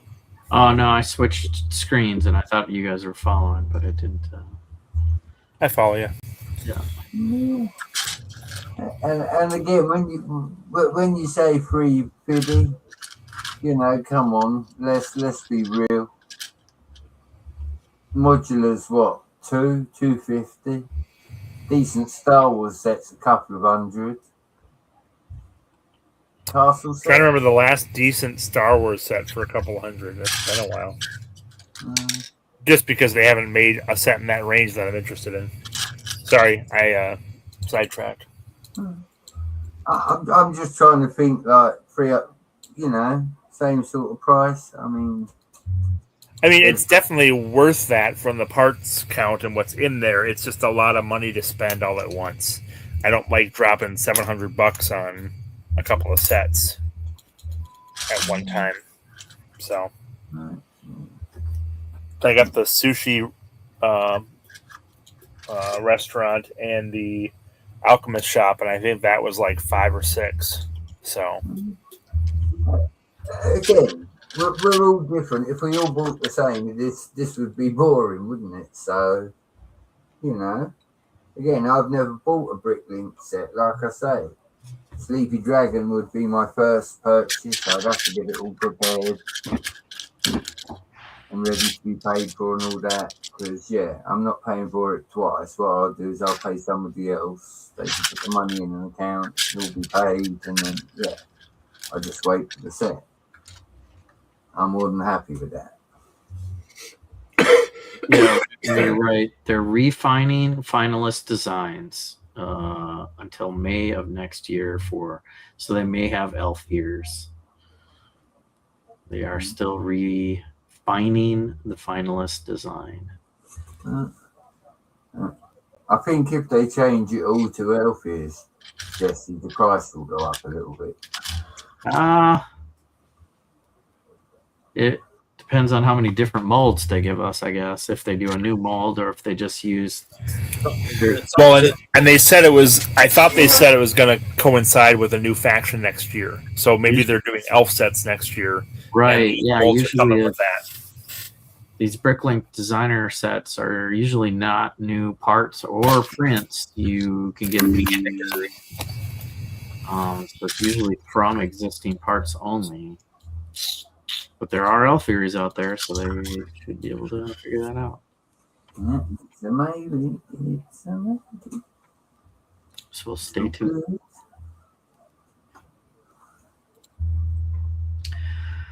I wonder if I can look on here and tell me what I bought. My cart. My Bricklink. My orders. Again, I just think it's good that although they're not technically bringing Castle back, they're still doing things like this that are giving the people that are now in the position to buy the stuff the option to have it. I remember the first few Bricklink sets, didn't they all sell out like straight away? Didn't scalpers pretty much buy all the Bricklink sets in one go and nobody else could get them? it's nice to see that's calmed down and people can actually order sets now. I think now they produce more. So My pre-orders. come on. The other one go. Yes. Waiting for stock on the Dustmark Keep. So I have ordered that one. I don't think I've ordered anything else. Okay, that's the golden ticket I was looking for. Slugworth. Where's Slugworth?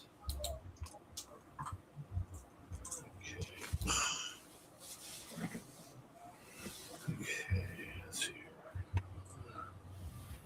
On the toilet paper here.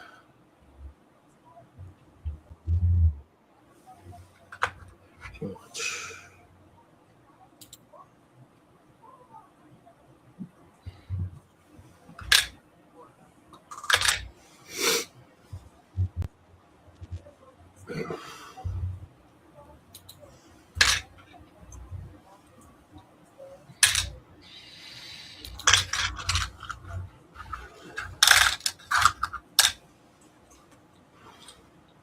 So Sleepy Dragon Inn will be October.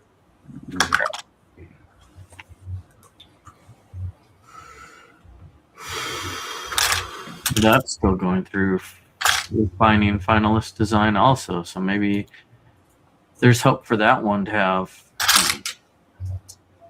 maybe some different characters, because they definitely show the characters as adventurers.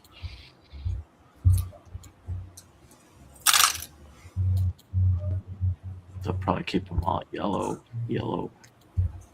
Lego people though. They got the one guy with the orc face though.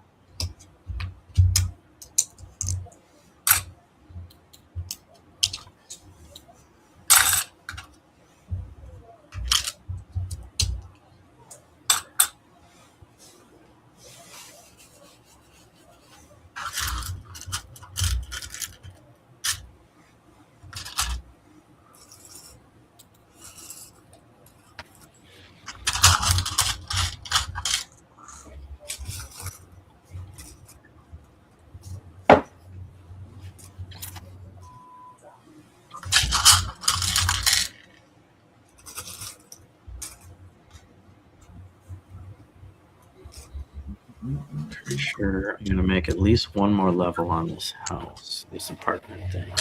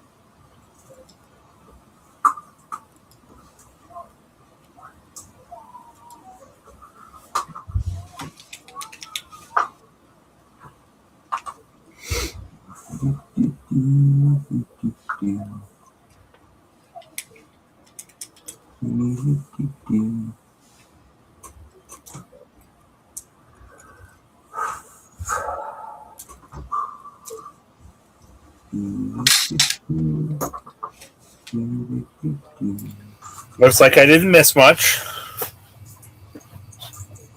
based on the chat. True. It's true, Nafoo.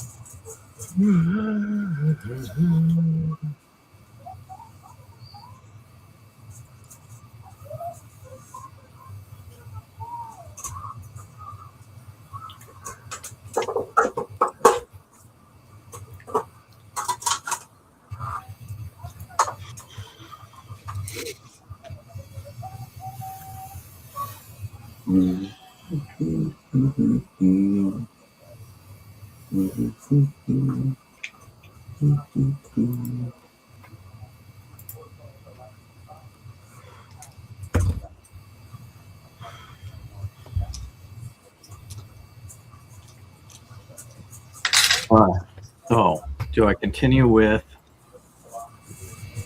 hand windows and different color walls? I think that's the way to go. So there's some consistency, but some color alterations also.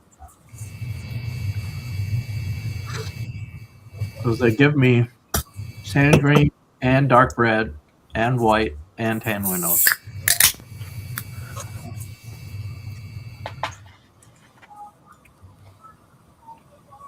Too many choices.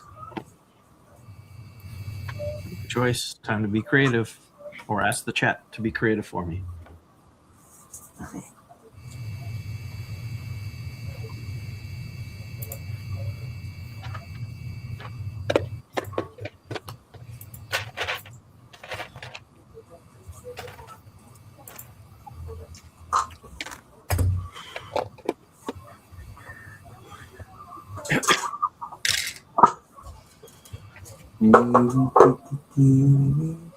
Lavender will be the next wall color.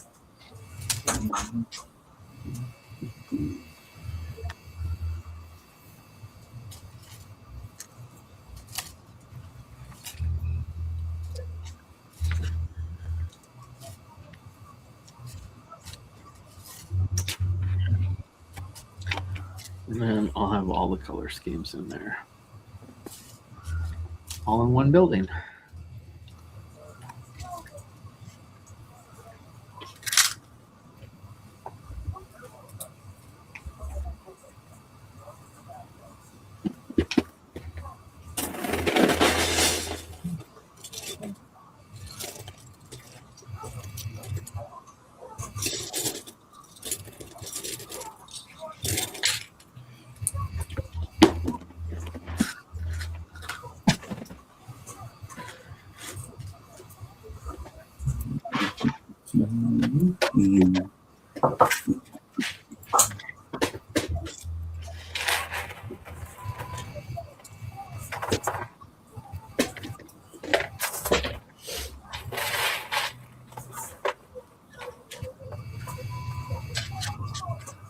Just enough of those.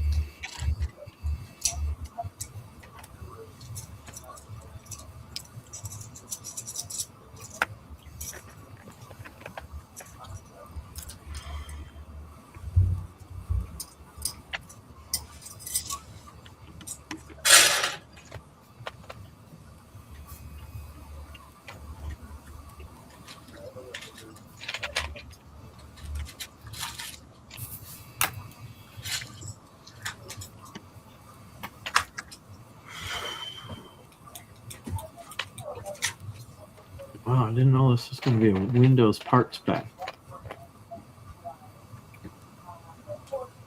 I'm happy with that. Now you know. And knowing is half the battle.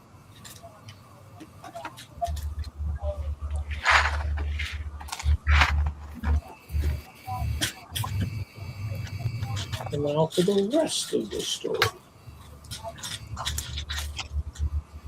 And now you know the rest of the story.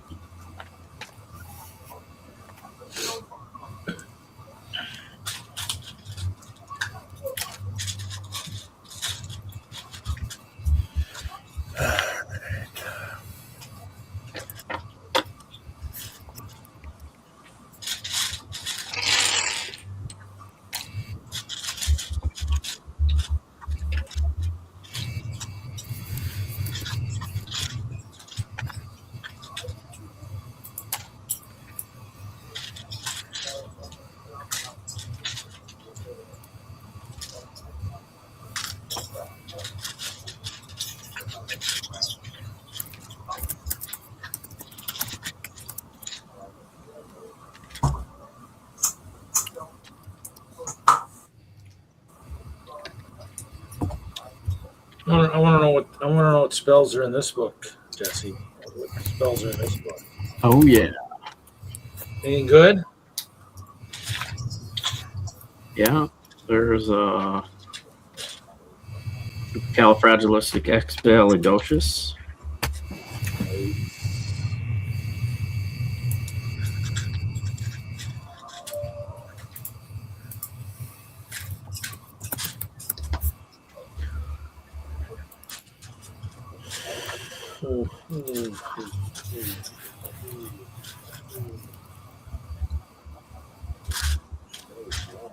Why is it annoying, Steven?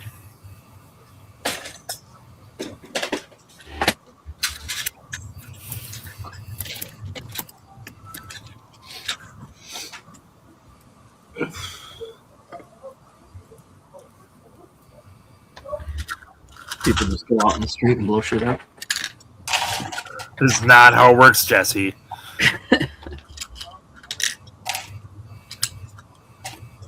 Having tea parties left and right. Get to dump tea into the river. Mm-hmm. Or like Mountain Dew or energy drinks.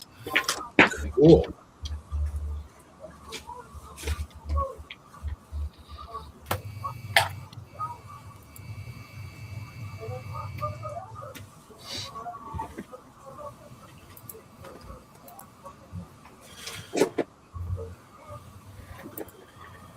Is the fireworks you don't like, or the parades, or the cooking out? I feel like those are the key aspects of 4th of July. Or the fact that we get a day off of work. That's probably what he doesn't like. Gosh darn it! I wish I had a 5-day work week instead of 4 days.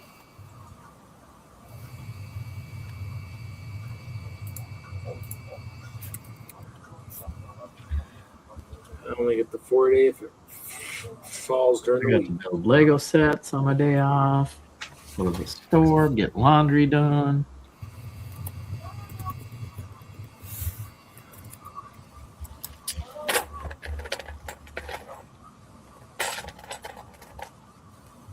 Doors were open. Some were kind of skeleton crews, though. That was it. Skeleton Crew. Thank you, Jesse. Yes.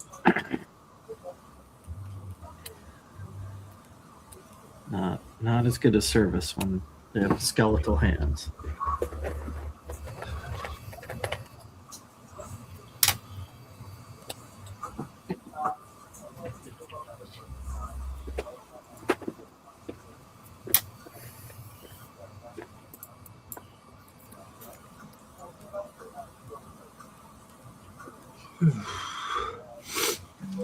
Maybe it's the red, white, and blue. What's the colors?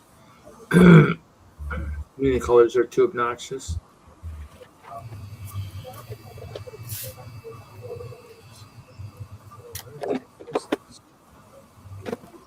Agreed. Skeleton Crew was a very good show.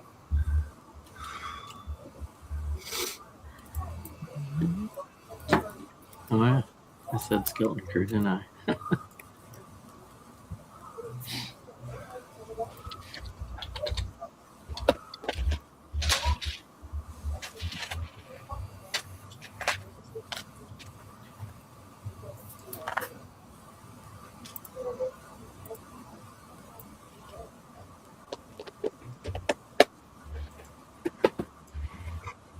Oops, wrong. Wait, is that the right color? No.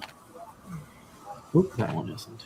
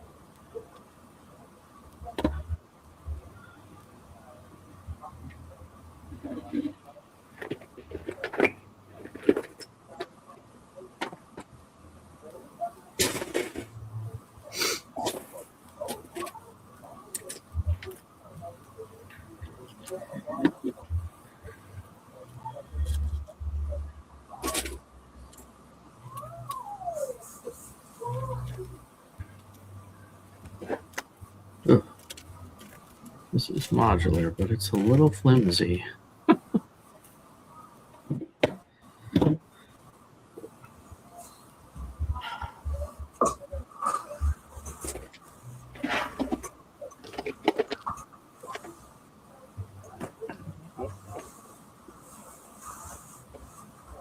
Two.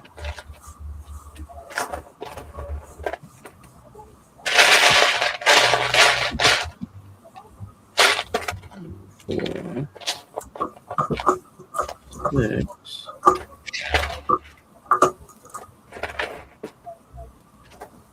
Mhm.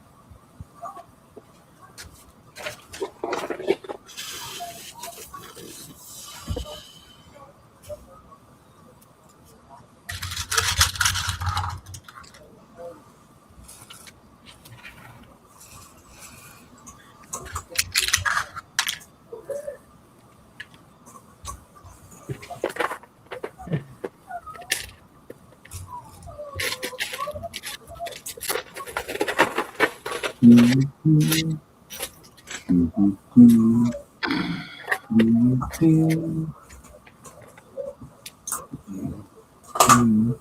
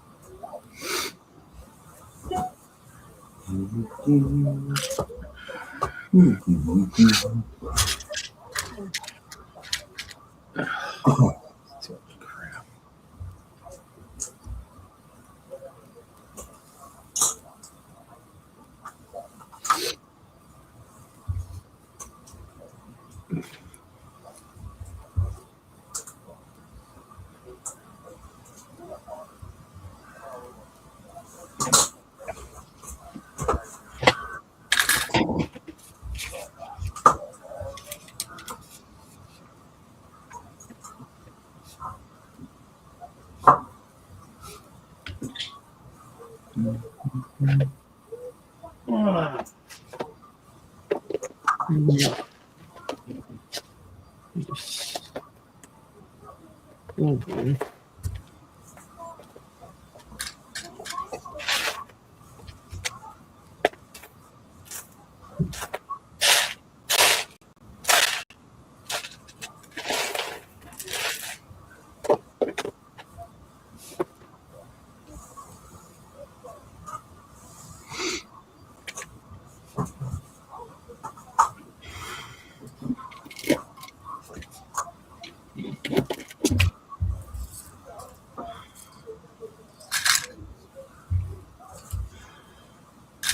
Can't hear you, Wagner. You're on mute.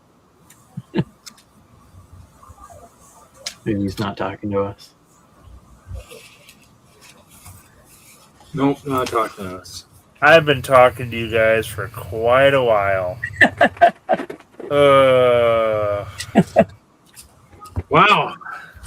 Must have been a really good conversation then. It sure was. I was talking about how Dude Jude is old MJ Bay, which means that they're both the same person. It's kind of like a Looper situation where MJ Bay must have time traveled backwards to be here at the same time as MJ Bay. So hopefully Dude Jude's not here to kill MJ Bay or vice versa. So both of you better watch out. We can only go back in time and listen to that all over. Well, apparently Dude Jude can. Wow. And I said, MJ Bay, I don't want you to give away your collection before Jesse said anything, but you couldn't hear me, so it didn't count.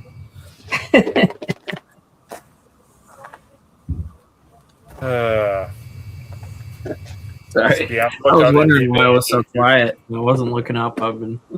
Yep. No, I'm doing something else. It's not Lego related, so I've been oblivious. Yeah, My I thought you apologies. were kind of just doing your thing. Yeah.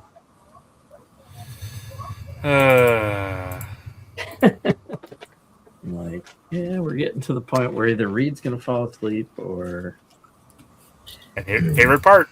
Oh, I haven't? I thought I did. Or it's ice cream time, or You just missed it, that's why. I did something so you couldn't tell. Right.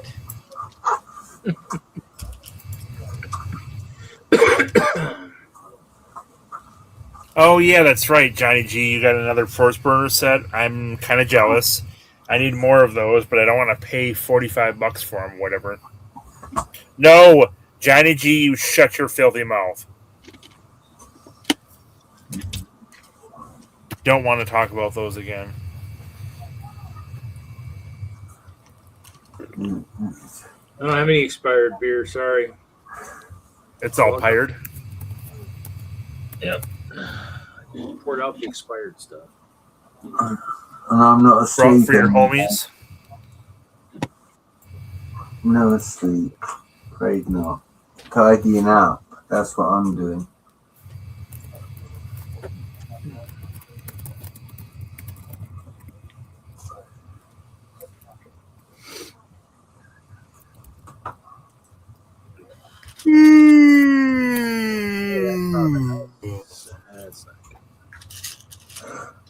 Oh, don't start that. Too late. He already did. Can't. Nothing can save us now. We're doomed.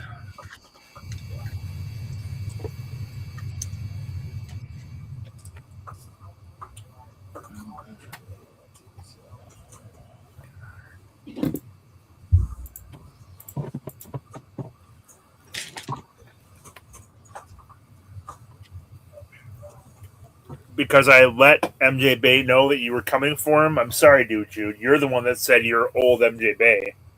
You gave it away yourself. It wasn't my fault.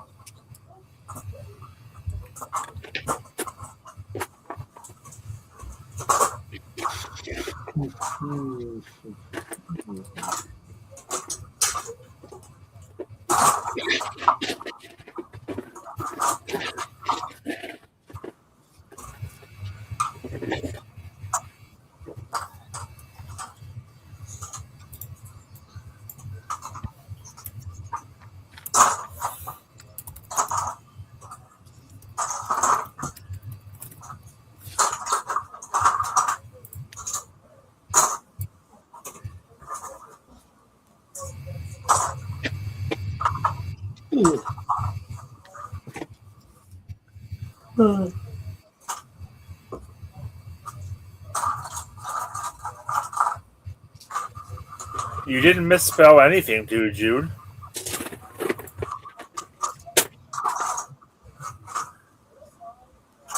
You just said, I'm old MJ Bay. You gave it all away. The cat's out of the bag. And you're trying to shoot the cat. Not very nice. What did the cat do to you? I know, it's not very nice, dude, Jude. And be careful, MJ Bay. Be very careful. Especially with cats around.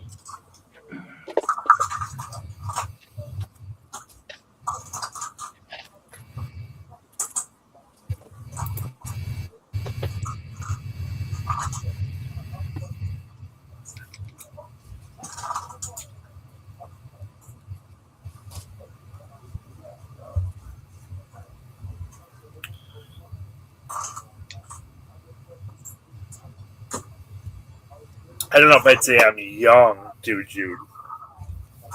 I mean, younger than you, but I don't think I would say I'm young.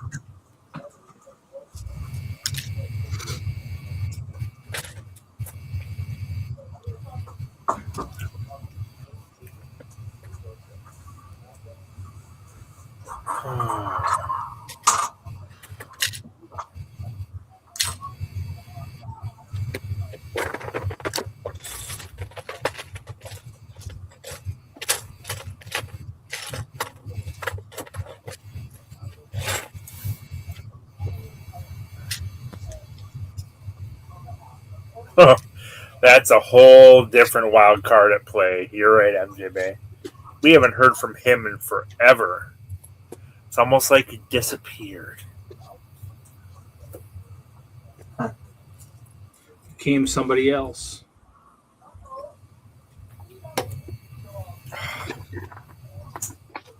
What's missing?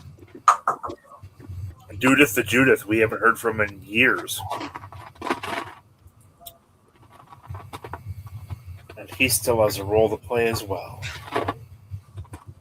Maybe he traveled forward in the future.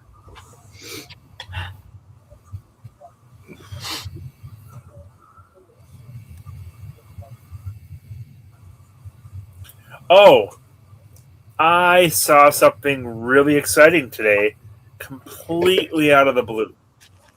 Has anyone watched the third Tick series on Amazon Prime? No. So not the, I suppose. The first one was the animated, which is fantastic. The second one was the one with Putty, with and that was sadly, even though Putty's a fantastic tick, it was poorly done. It was too campy versus the Amazon Prime. The tick ended up being the best one to date not better than the cartoon. The cartoon is still the best, but they did a really good job with the Amazon Prime, and they only had one season. Anyone watch The Tick? Anyone care about this at all besides me? I did not watch it. No, I don't really care for the Tick. Oh, Jesse. I said it. Well, anyways, I would highly recommend watching I think there were 3 seasons of the cartoon. It's pretty entertaining. And then Patrick Warburton was the first live action, which wasn't that great. He alternate candidate. And the funny thing is with the Amazon Prime series, I think it took 3 episodes to finally figure out they knew exactly what they were doing. It's The Tick, Johnny G. I think Ben Edlund was the creator. It's like a indie comic book about an indestructible, a nigh invulnerable superhero that's pretty dumb, but he has pretty wild ideas. And then his sidekick Arthur, who's a Mothman. So, but it took 3 episodes because it seemed like I'm like, what are they doing here? This doesn't even make sense. And all of a sudden, it hit home, and I think that might be it. That could be the best rendition of the show. It's extremely well done, and they shadowed or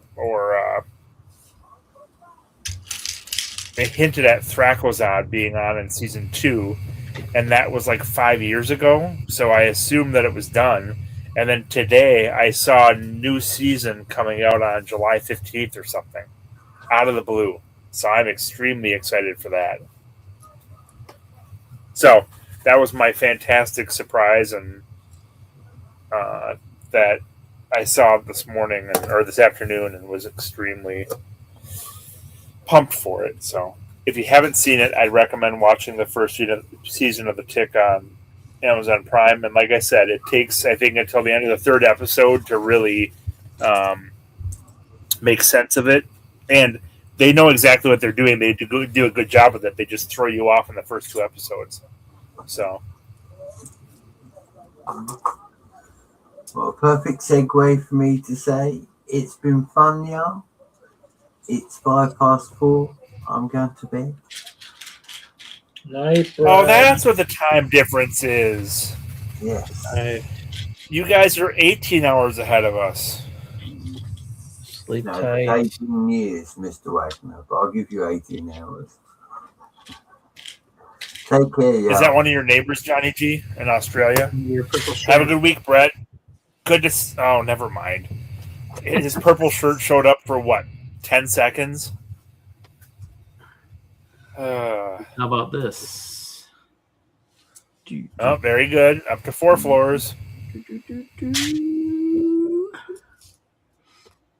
Excellent. A little more modular. I put the gargoyles at the top since I don't have enough of those spheres. Very good. That looks Probably nice. adapt it with some more pieces, something. Adaptations. Adaptation.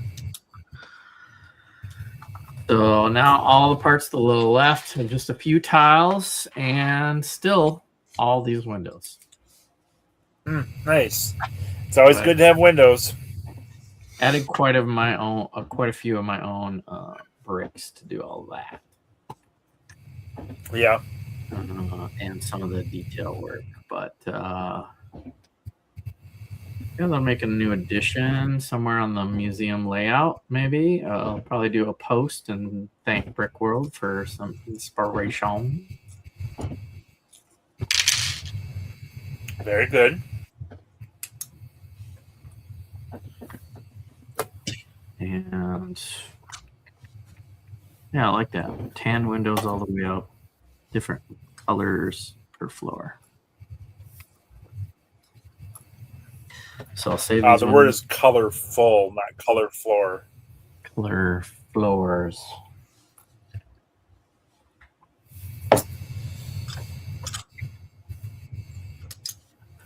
All right. Well, I'm also going to get going myself, so Yeah, I think that's all I got. I was glad I was able to jump on for a little bit. Yeah. And you guys have a wonderful evening, Jesse, Reed. Have a good 4th of July. Goodbye, all in chat. Goodbye, MJ Bay, Johnny G, Jude, Steve Polda, alternate candidate. Jeff Snavely, I assume you're still lurking out there. Hoosier, if you're still on, I saw you comment a while ago. And all else in the chat. And MJ Bay, watch out for Jude. He could be around any corner, so be very careful.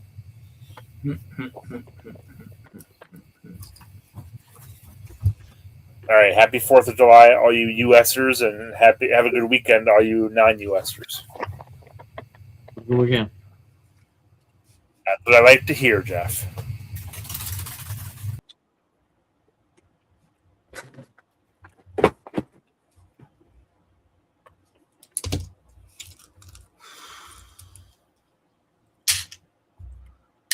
Too much stuff. Too much stuff. I'm going to probably take off too. Okay.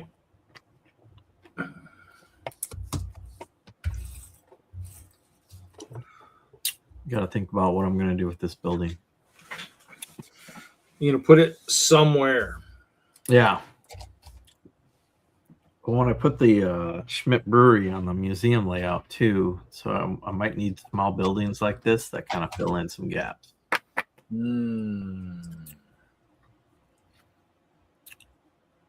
So, adios. See you next week. We will play some more Dungeons and Dragons. Okay. And stream. Yep. That's the right button. 2, 3, 4, 5, 6, 7, 8, 9. Yeah, you guys are going to all laugh. Well, I'm going to probably head to next. 2. That's right. Games. 3, 4, 6, 8, 10, 12, 14, 16, 17.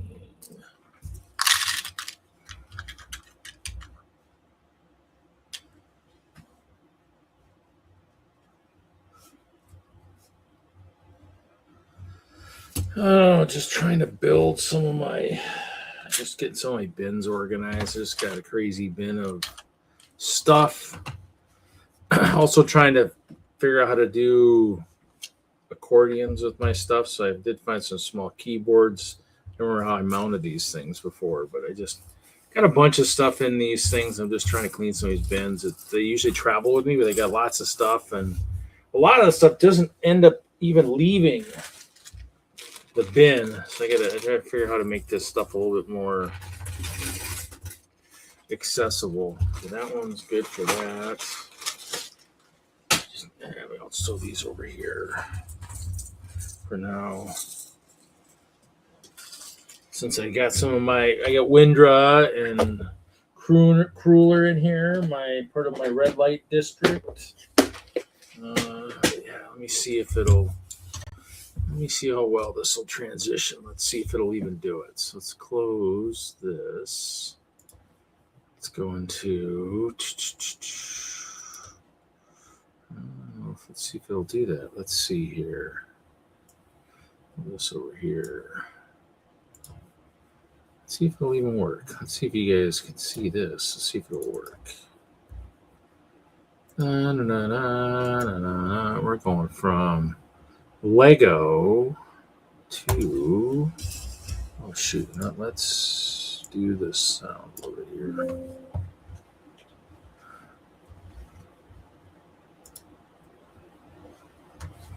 It'll lock up. There it is.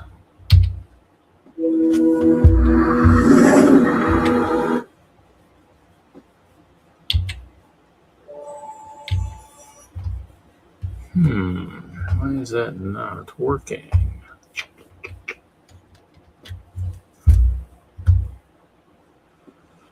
Let's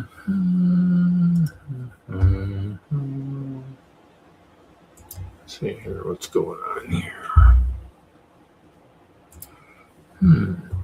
Let's see if this works now. Oh, yes. Okay. Let's see here.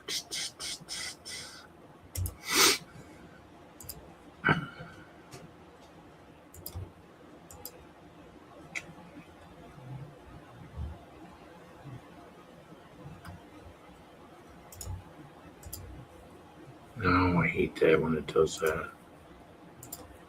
Let's see. Let's try this. This. Are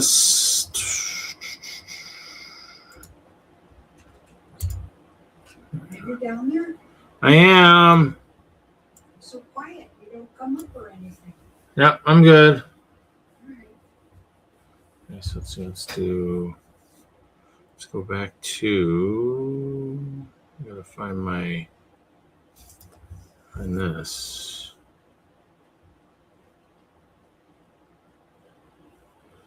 It's Game of Thrones. Nice thing with this is I figured out how to finally make the game big.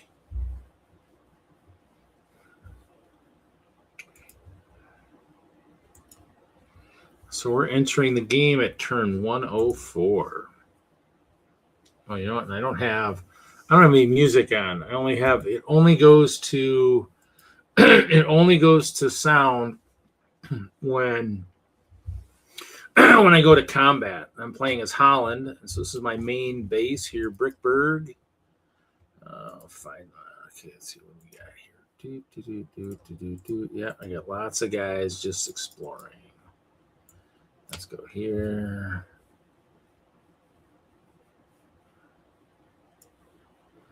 Let's go here. Let's go here. Oh.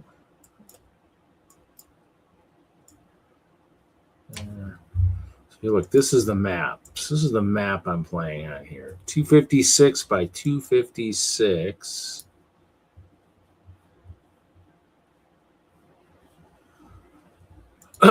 So this is the one where Great Britain, actually, now France built right next to me. So this is me here, Brickburg. France is up here. Luckily, France has been nice. He's been nice. He hasn't been picking on me. Later, dude. So yep. So this is kind of cool. So I have this base here. I only have four of the forts, but I have enough forts. I can make 263 troops right now. This guy he's got some troops, all highest level. I do have some resources here. I usually transfer it over to this one, which is Middleburg. Middleburg has the War College, which I can actually make my guys a little stronger. And then next to Middleburg was Portsmouth. Great Britain was dumb enough to freaking come build next to me, and I took over his base. And then let's see here. So then I went over and took this base. This was his also. And he's got an army of 8 guys over here. They aren't gonna be able to do much damage because this guy is sitting on. See, this has got some guys. See, this is all top of the line guys here too. So I marched him from up here.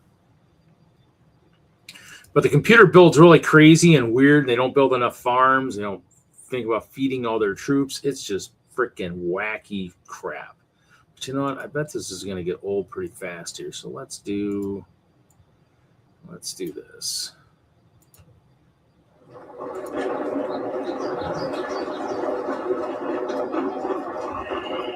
Let's see. I'm going to go over here. We're going to see what happens.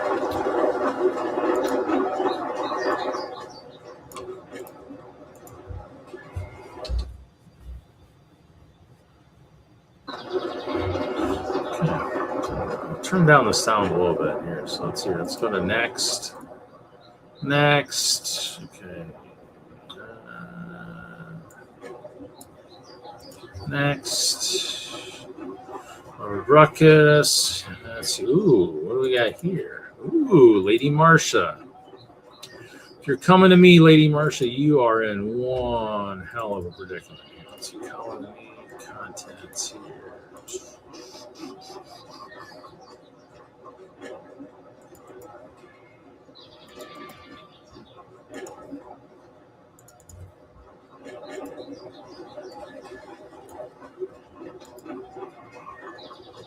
More.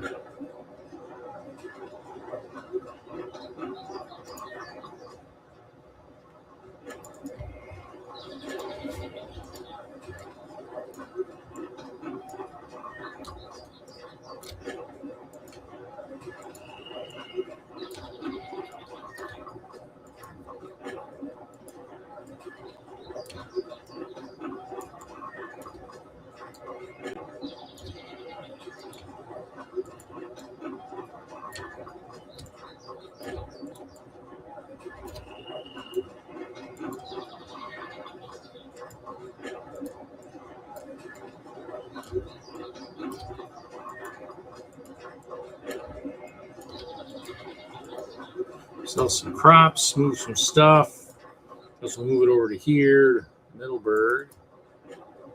3,000.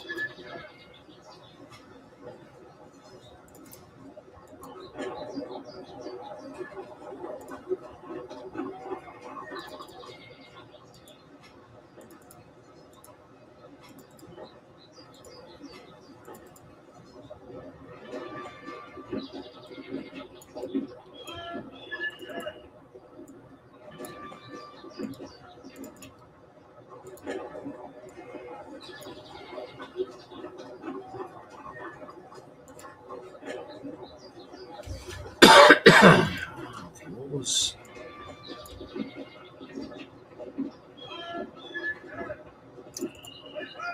We'll have to get troops made the next time.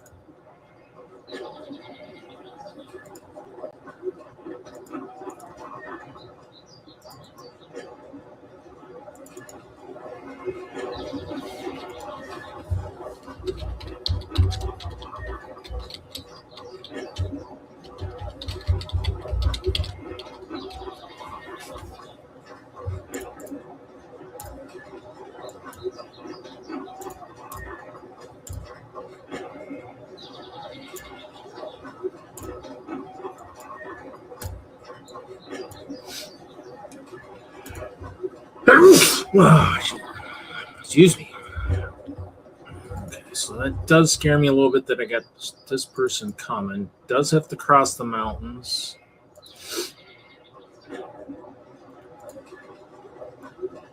Our troops here.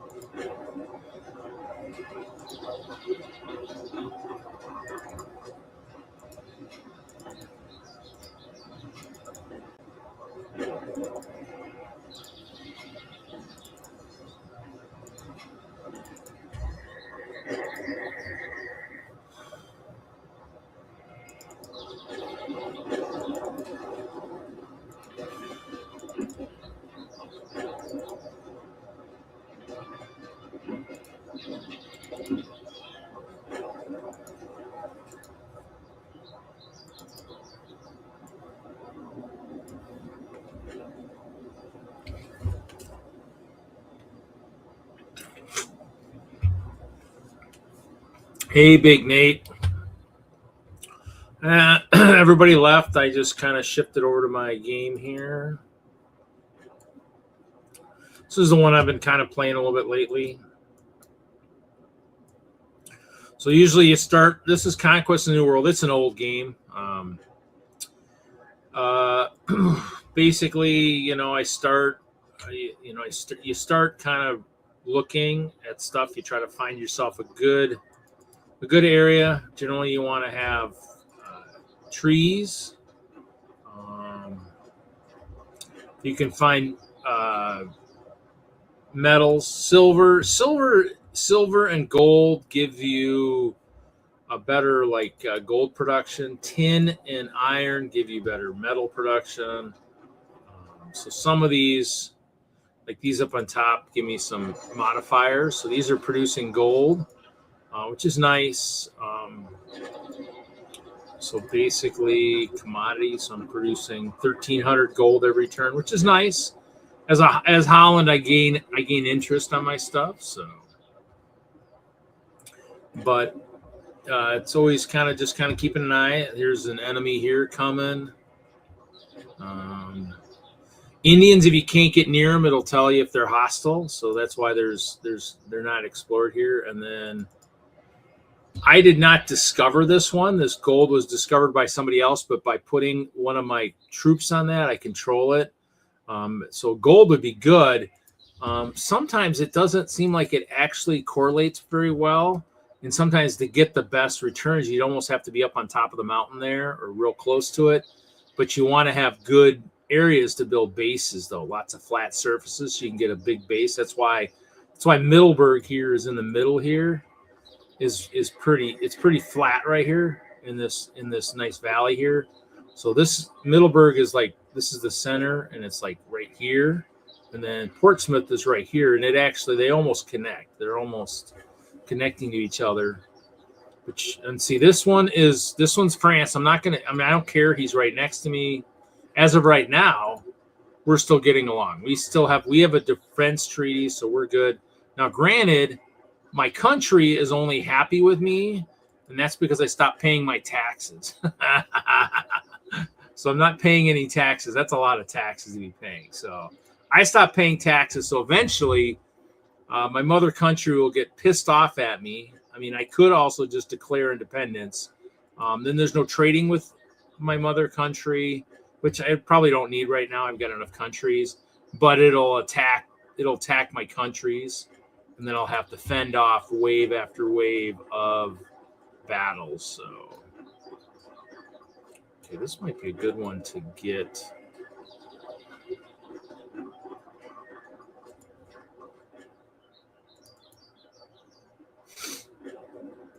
I have a couple guys I just move troops around with. So, and here's Great Britain. I don't know what he's doing.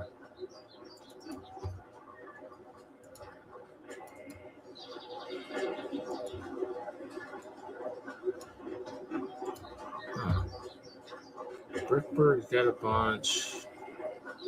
Okay, so we're just gonna kind of.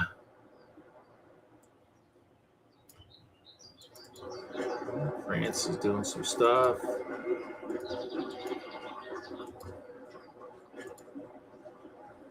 Let's end turn. We'll see what happens here.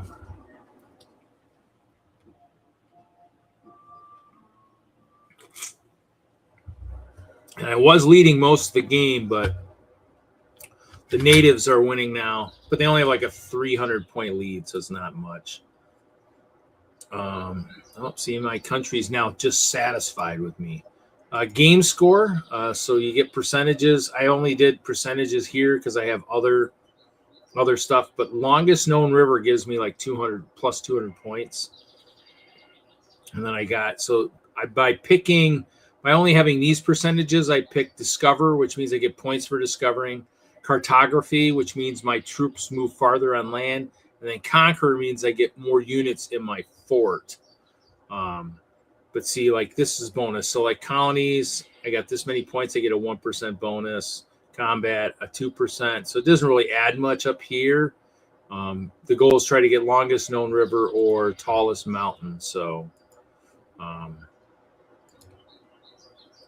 let's go see what's going on here. Okay, so here she comes. Let's look over here. So this guy is still sitting here. I don't know what he's doing. Let's see what Lady Marsha hostility. So she's probably going to try to take. She's probably going to attack one of my colonies. She's got 13 troops. So we're going to take a look in here and see what we got going on here.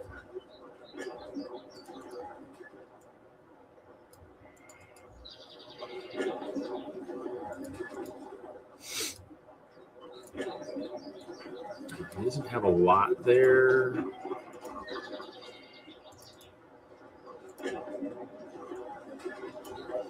How much there? Okay, so let's do this. Take this guy, go here.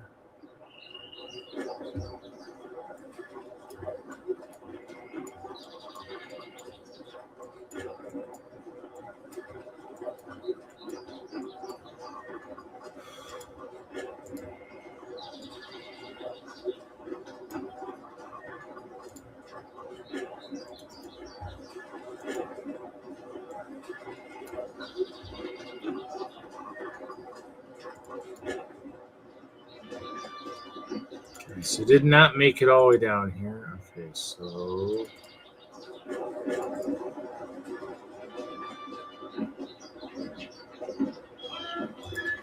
$20 medals, 2 gold. Okay, so this and this. Oops, no.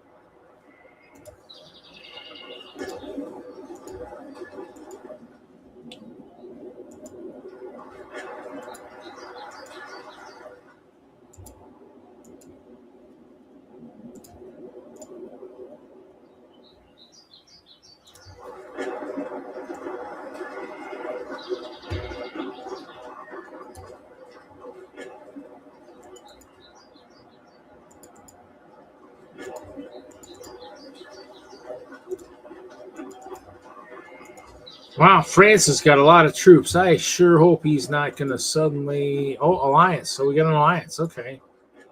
Going somewhere. He ain't going towards me. That's a good thing. Let's hope that stays that way, because otherwise I'm in trouble.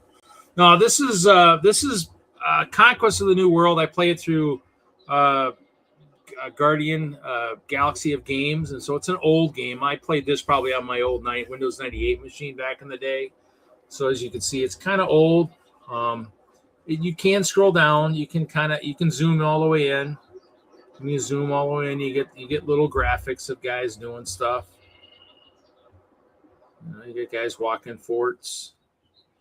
Your base here, your town center. See the lights will go on and stuff goes on.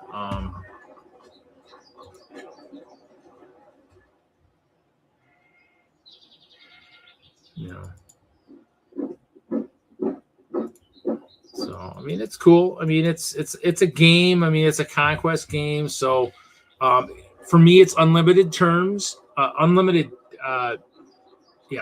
turns, and so it just goes until someone wins. Last person surviving. So these games they'll go a while. I mean, we're at turn. What are we at? We're at turn 105. You can go up to 300 turns. You can set a number of turns too, but I'm not a big fan of that. One of my past games, I actually put like settlers in with one of my ships and tried to colonize another island and stuff. And that's why you sometimes will look, because this island's connected, but just barely right in here. This one's separate. And this one's separate. And this one's I think this is where most of the natives are at. So he's not, because the way you can pick with this, when you design the map, it's all random. You decide how many, and I had the book somewhere for the game, how many land seeds and how many water seeds. And so you pick the amount of seeds, and each seed will start building land and stuff. So some games, this will be like all one massive landmass and not as much water, and so it just depends on how you pick it. And I don't remember what it is. I need to find the book or search online, which it's out there, the manual. So,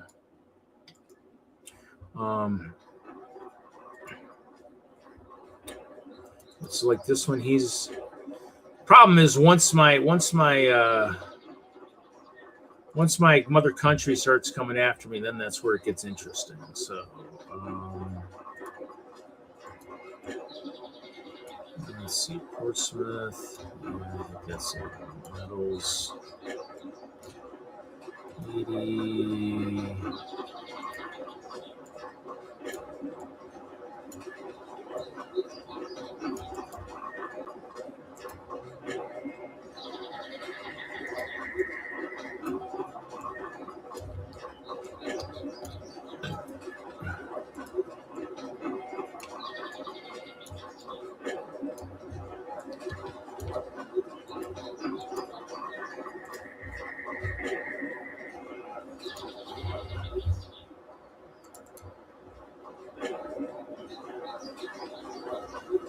Metalburg needs more metal.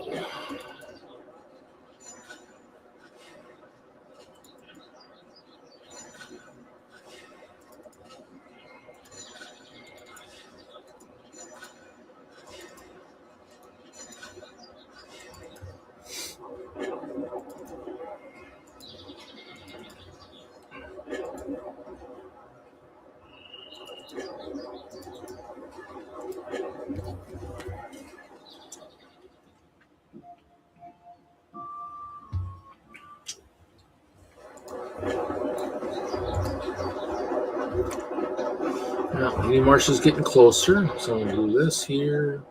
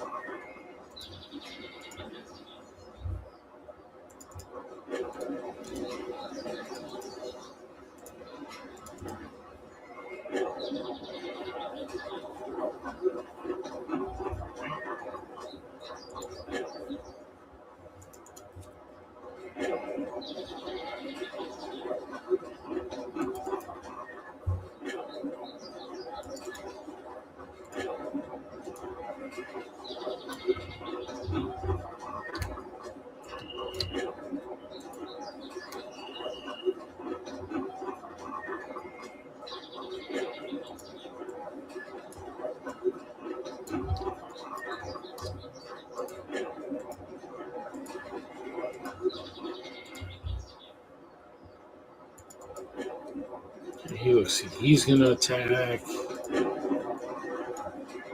Should be good here.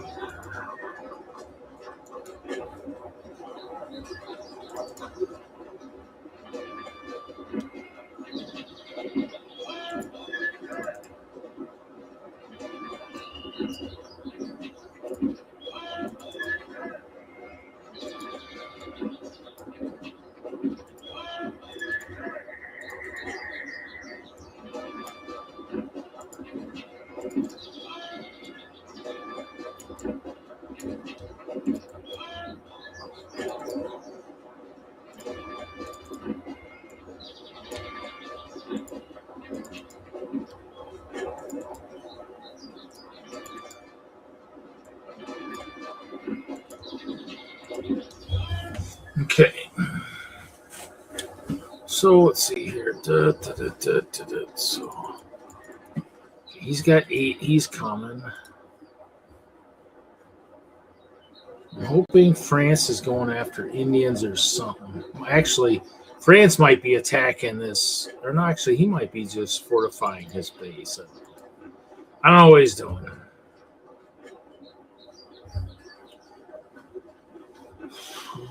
Ipswich.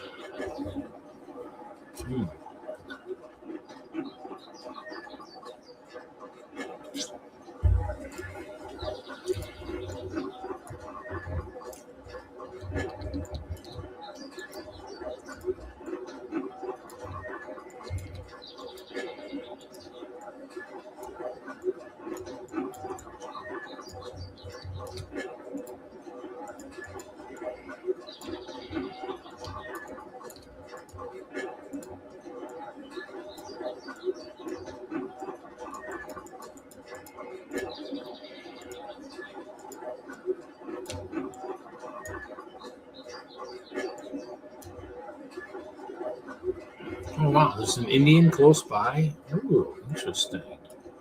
Crops for gold, yes. Okay, so this idiot forgot to build dock and trading posts.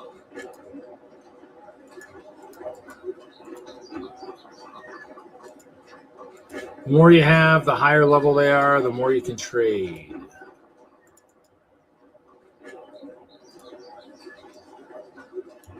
And this one's got some good troops here. Let's make some more.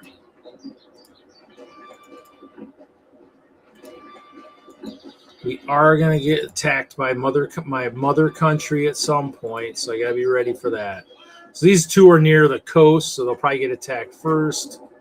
They both have a fair amount of troops.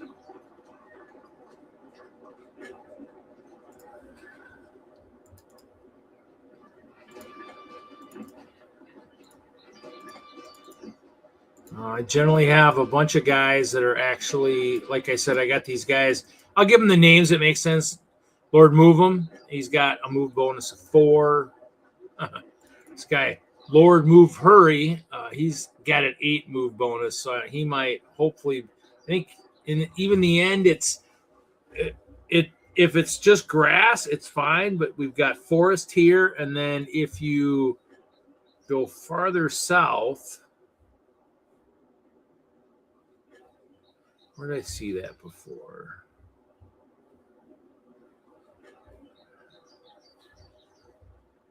Yeah, if you go farther, like there's this, which is like a swamp or Amazonian type trees. So you got different. So you got green grass, standard forest, and then you've got your really deep forest type stuff. But so we're going to end turn. We'll probably end this here shortly here. But this is kind of one of the games. I mean, I have a bunch I can play on here. So, and Sir Gregory, I think, is the one that I've got. So 19 medals for. Yeah, I'll do it. Yes. As long as he doesn't suddenly attack me, which would be bad, but. If he suddenly attacked me, then it would be crazy. So what I like to do is like to get a jump on things here. So she's coming to attack my country, my city. She'll raid, which is bad. You don't want her to raid because raiding can be bad sometimes. So I'm going to destroy before she gets to me. So there's somebody that's done exploring. Okay, yep. Okay, that's fine. Let me just zoom out. Yeah. Okay, that's fine. Yeah. I know you're all done exploring.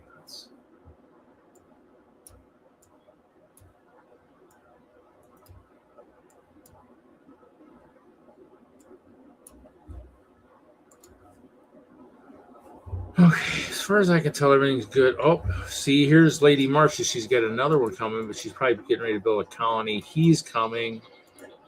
No, let's end turn for now. Let's see what happens here. Now you guys can see some combat.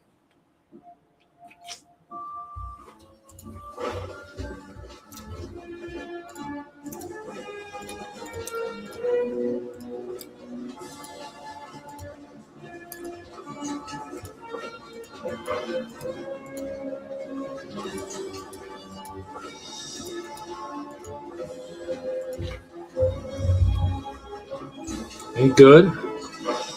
Her stuff isn't super high level. She has 5 attacks. I think I got 6 on this person. Oh, I got 5.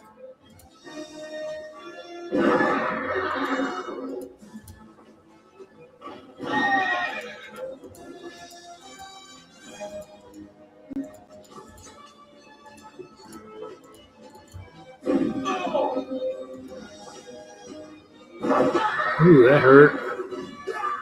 Okay.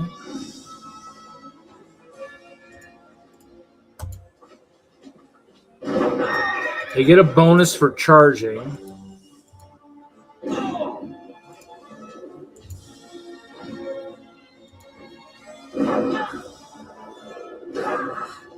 I did up my defense on my guys, so that always helps.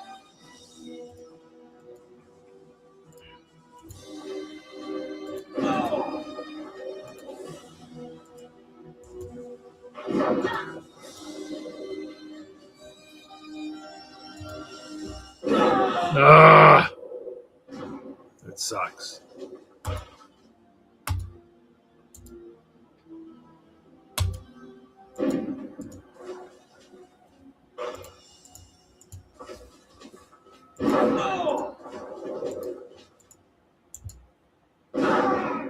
That's a good attack there.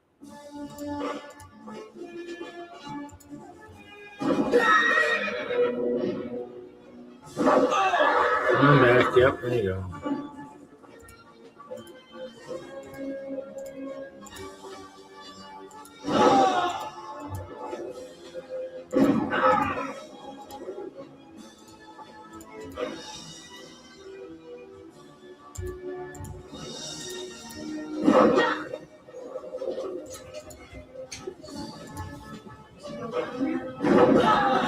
Huh?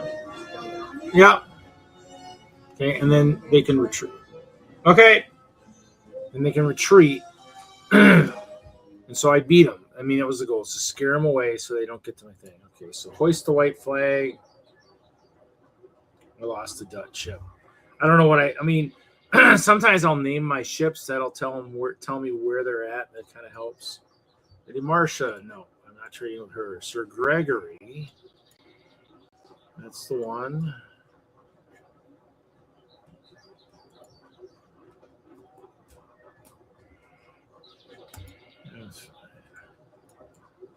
And my mother's country is neutral, so she's going to get pissed with me. Ooh, I gained 5 experience. So this is how many points in the parentheses, how many points it takes to raise them. So 5 points will give me another attack. So we'll do the other attack because that's kind of what I want. Okay, and here comes this guy. Okay.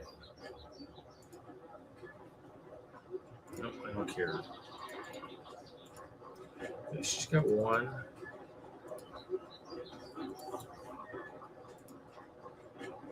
So what we do is we detach this, detach this, detach this. Just march them into the building, and then they'll heal over time. So let's see. Cavalry detach. Cavalry detach and infantry detach.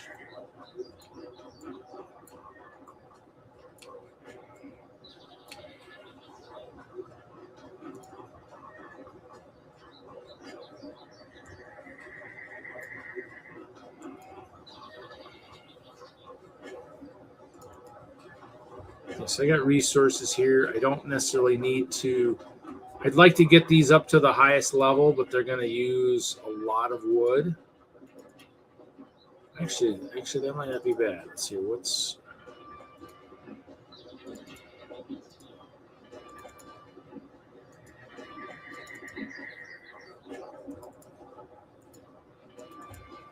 I get most of them. That's good. Oh, so crops -6. I'm losing 6 crops every turn. See, my modifier is -1 there. -1 because I'm in the forest. Shoot, how many farms do I got? Oh, I got 1 here. So level 2.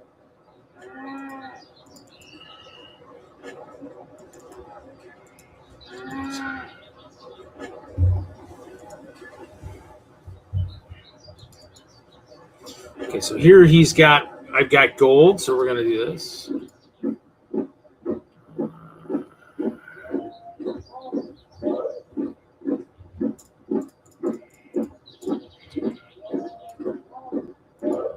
So I'll get rid of 7,000 of my gold here next turn. Contents, he's good.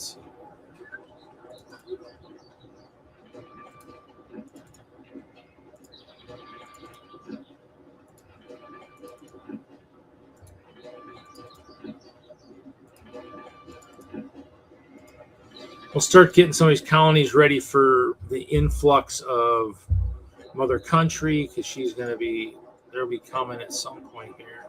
Okay, so Brickburg, we're going to send some more gold to Middleburg just so that he can keep updating troops.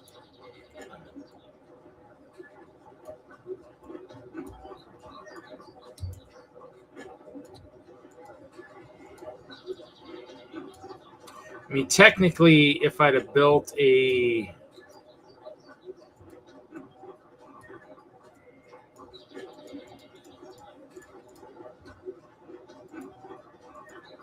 So with this colony, I could have built that same thing. I could have tried to build one of these guys, one of the war colleges. I just didn't have enough space.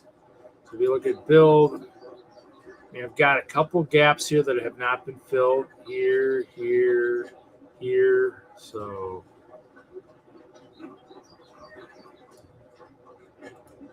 let's move some metals to Middleburg.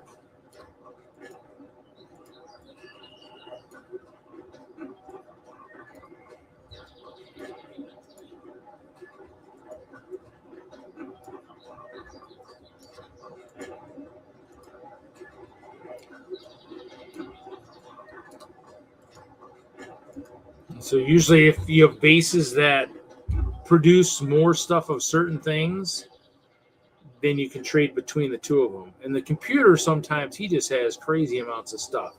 So I usually capture these and I'll tweak it because they might have one fort. I want 2 forts. I generally want lots of farms. So the goal is, I can sell this stuff. So 1, 2, 3, 4 farms.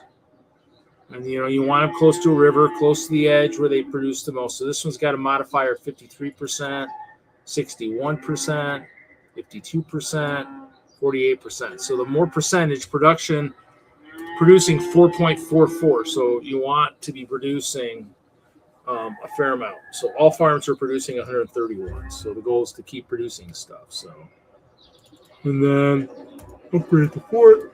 Oh, it's cold down here. I'm gonna need a long sleeve shirt in summer down here because this basement gets pretty cold. So,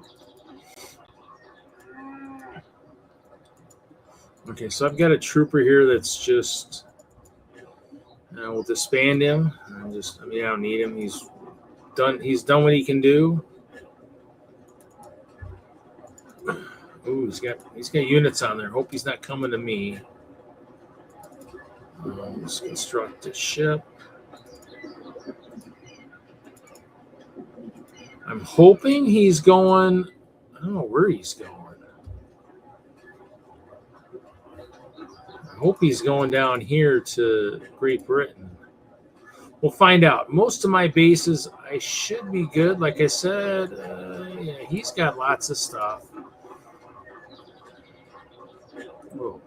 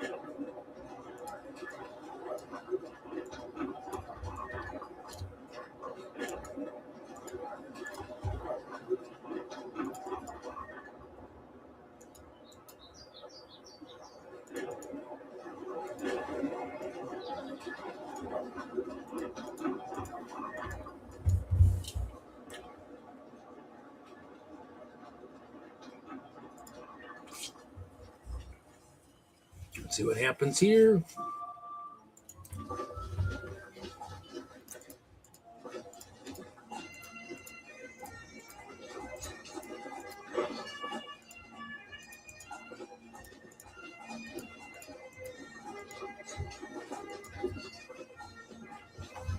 He's fours. He's got some powerful stuff. We'll see how well we do. I did increase my attack for my cavalry a while back.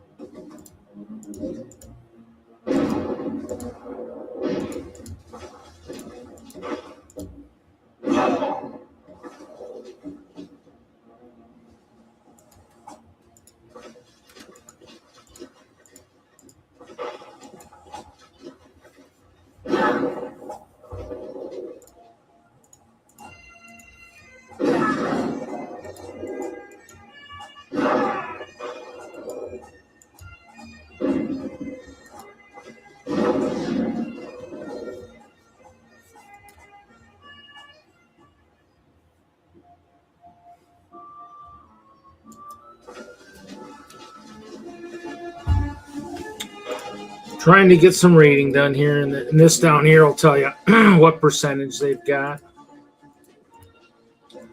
Just don't like them rating because it all they don't have to get. They can get whatever percentage. It kind of sucks. So.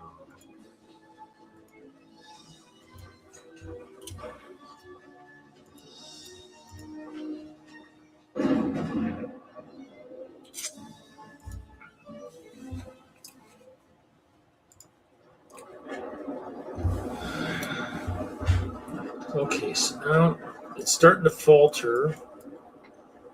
Our defender gets 2. We'll add that. Okay. Go back into diplomacy. Ours. Where did they go? Where his ships went. Okay, yeah, his ship, one of his ships has got troops in it, so that's fine. We're just going to move some of our guys out.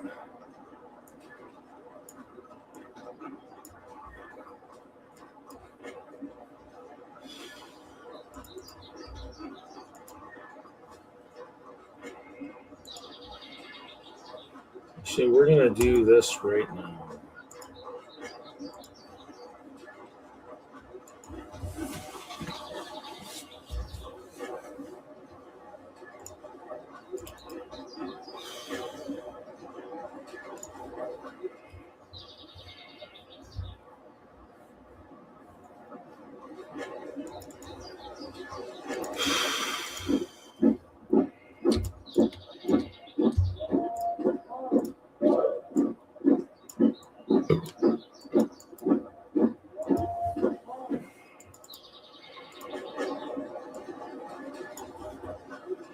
Okay.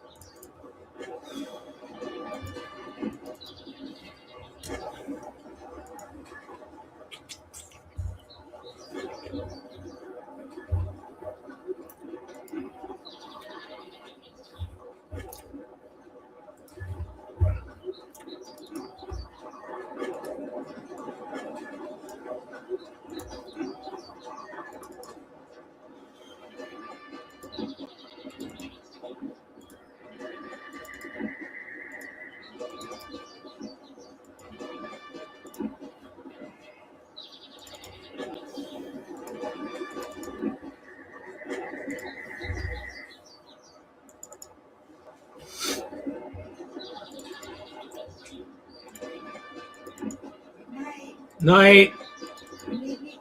Nope. Nope. Leave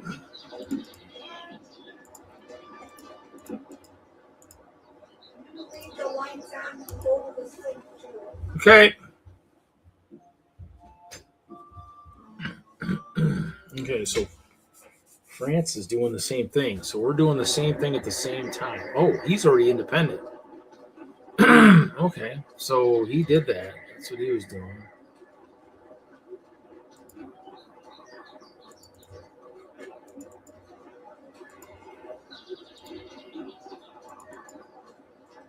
He's got one. I'm not too worried about that.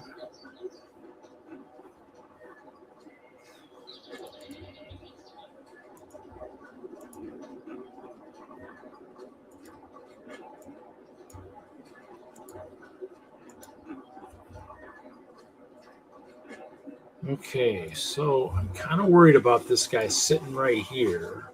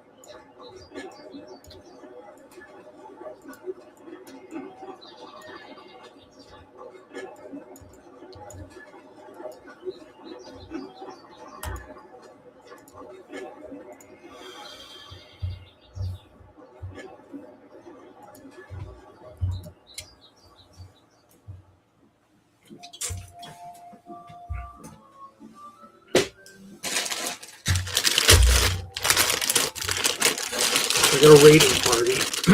As you can see, they don't have much. The Indians don't have. He didn't really bring anything into attack.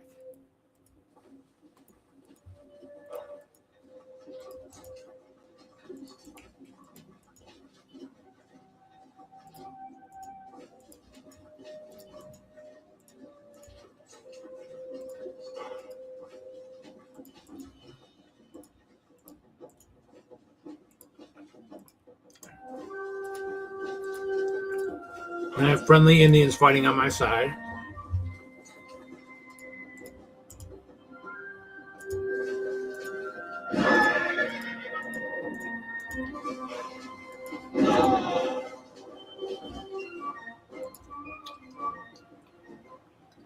That's what I was afraid of. Oh, just one guy. Okay.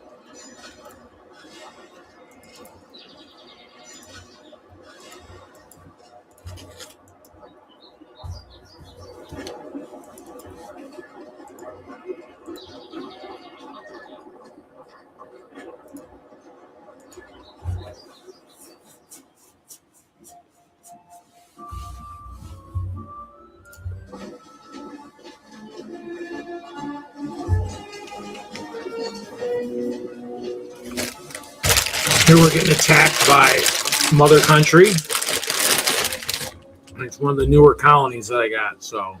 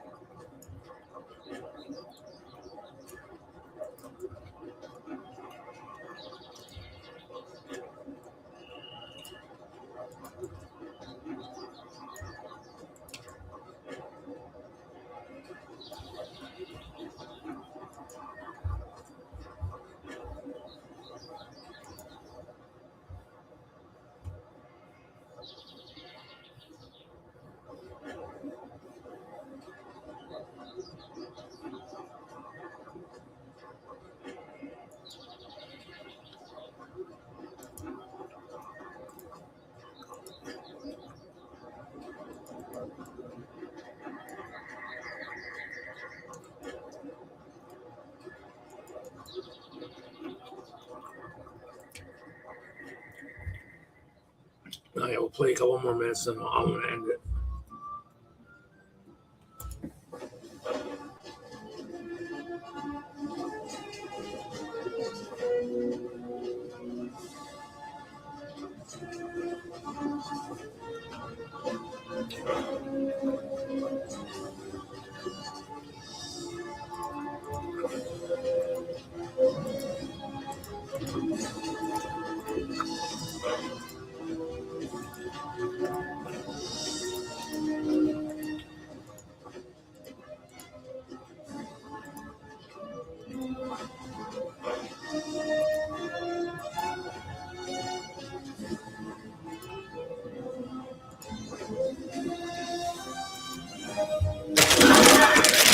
Really? It's not good.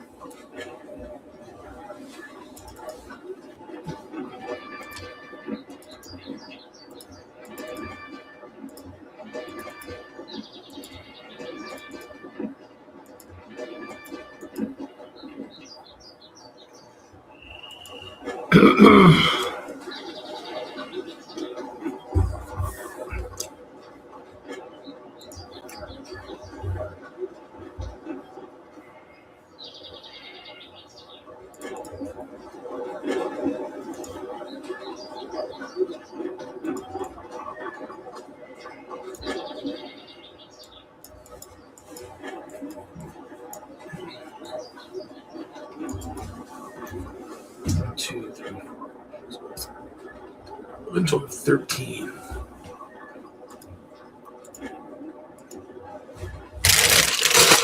There's one more tack in here. No, shoot, I guess not.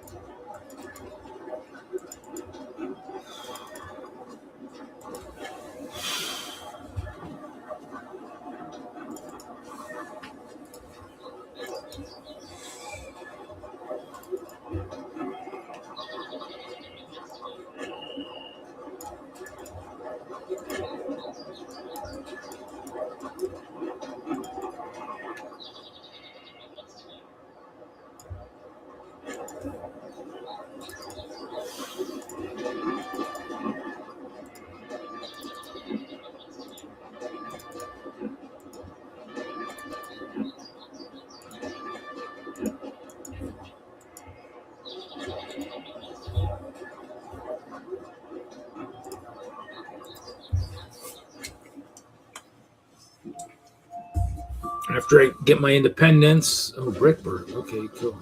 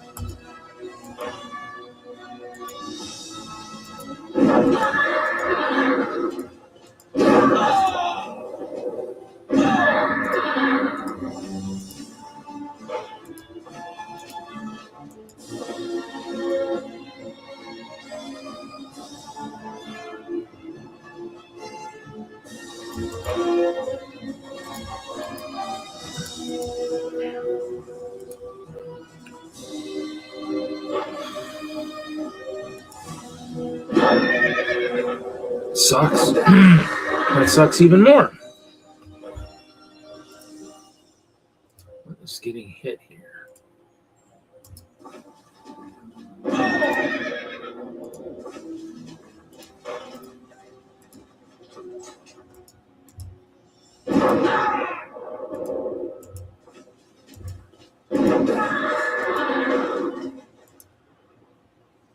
Okay, what the fuck was that?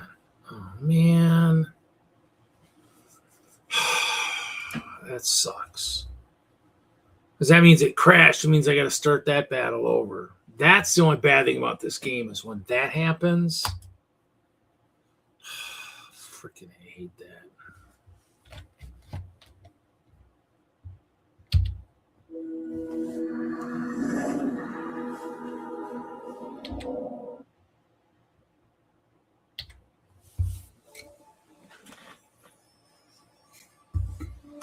Throughout history, humanity believed that the world was flat, that its edges, guarded by dragons and sea serpents, led to the primal abyss. It was a world of superstition, the dark ages of mankind. But in the 15th century, Europe began to believe that the world was a globe which could be navigated. England, France, Holland, Spain, and Portugal sent westward a wave of explorers, colonists, and conquerors. The dragons on the maps remained mere decorations. But the dangers these men faced were very real.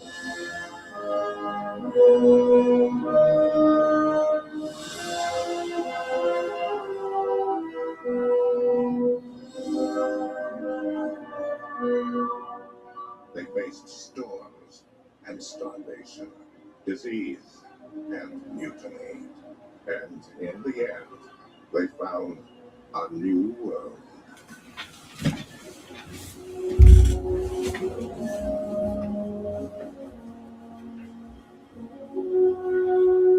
It was the dawn of discovery.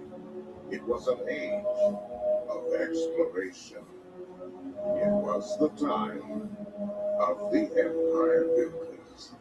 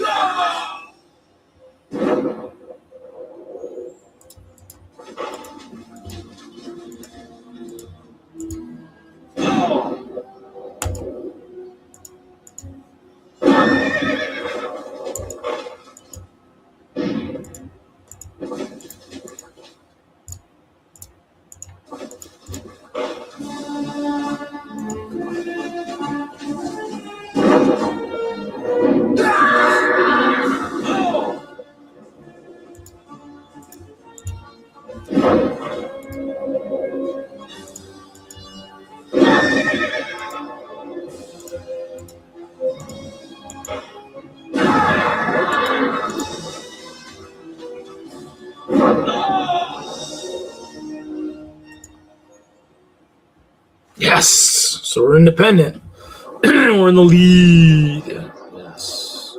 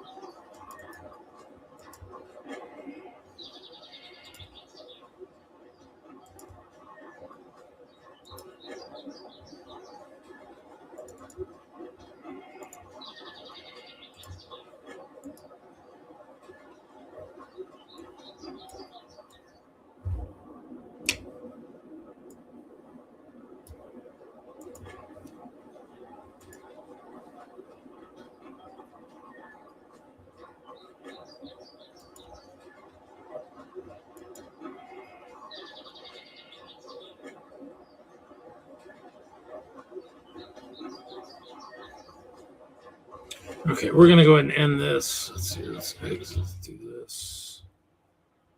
We'll end it right here. Thanks for watching, guys. We'll see everybody next week.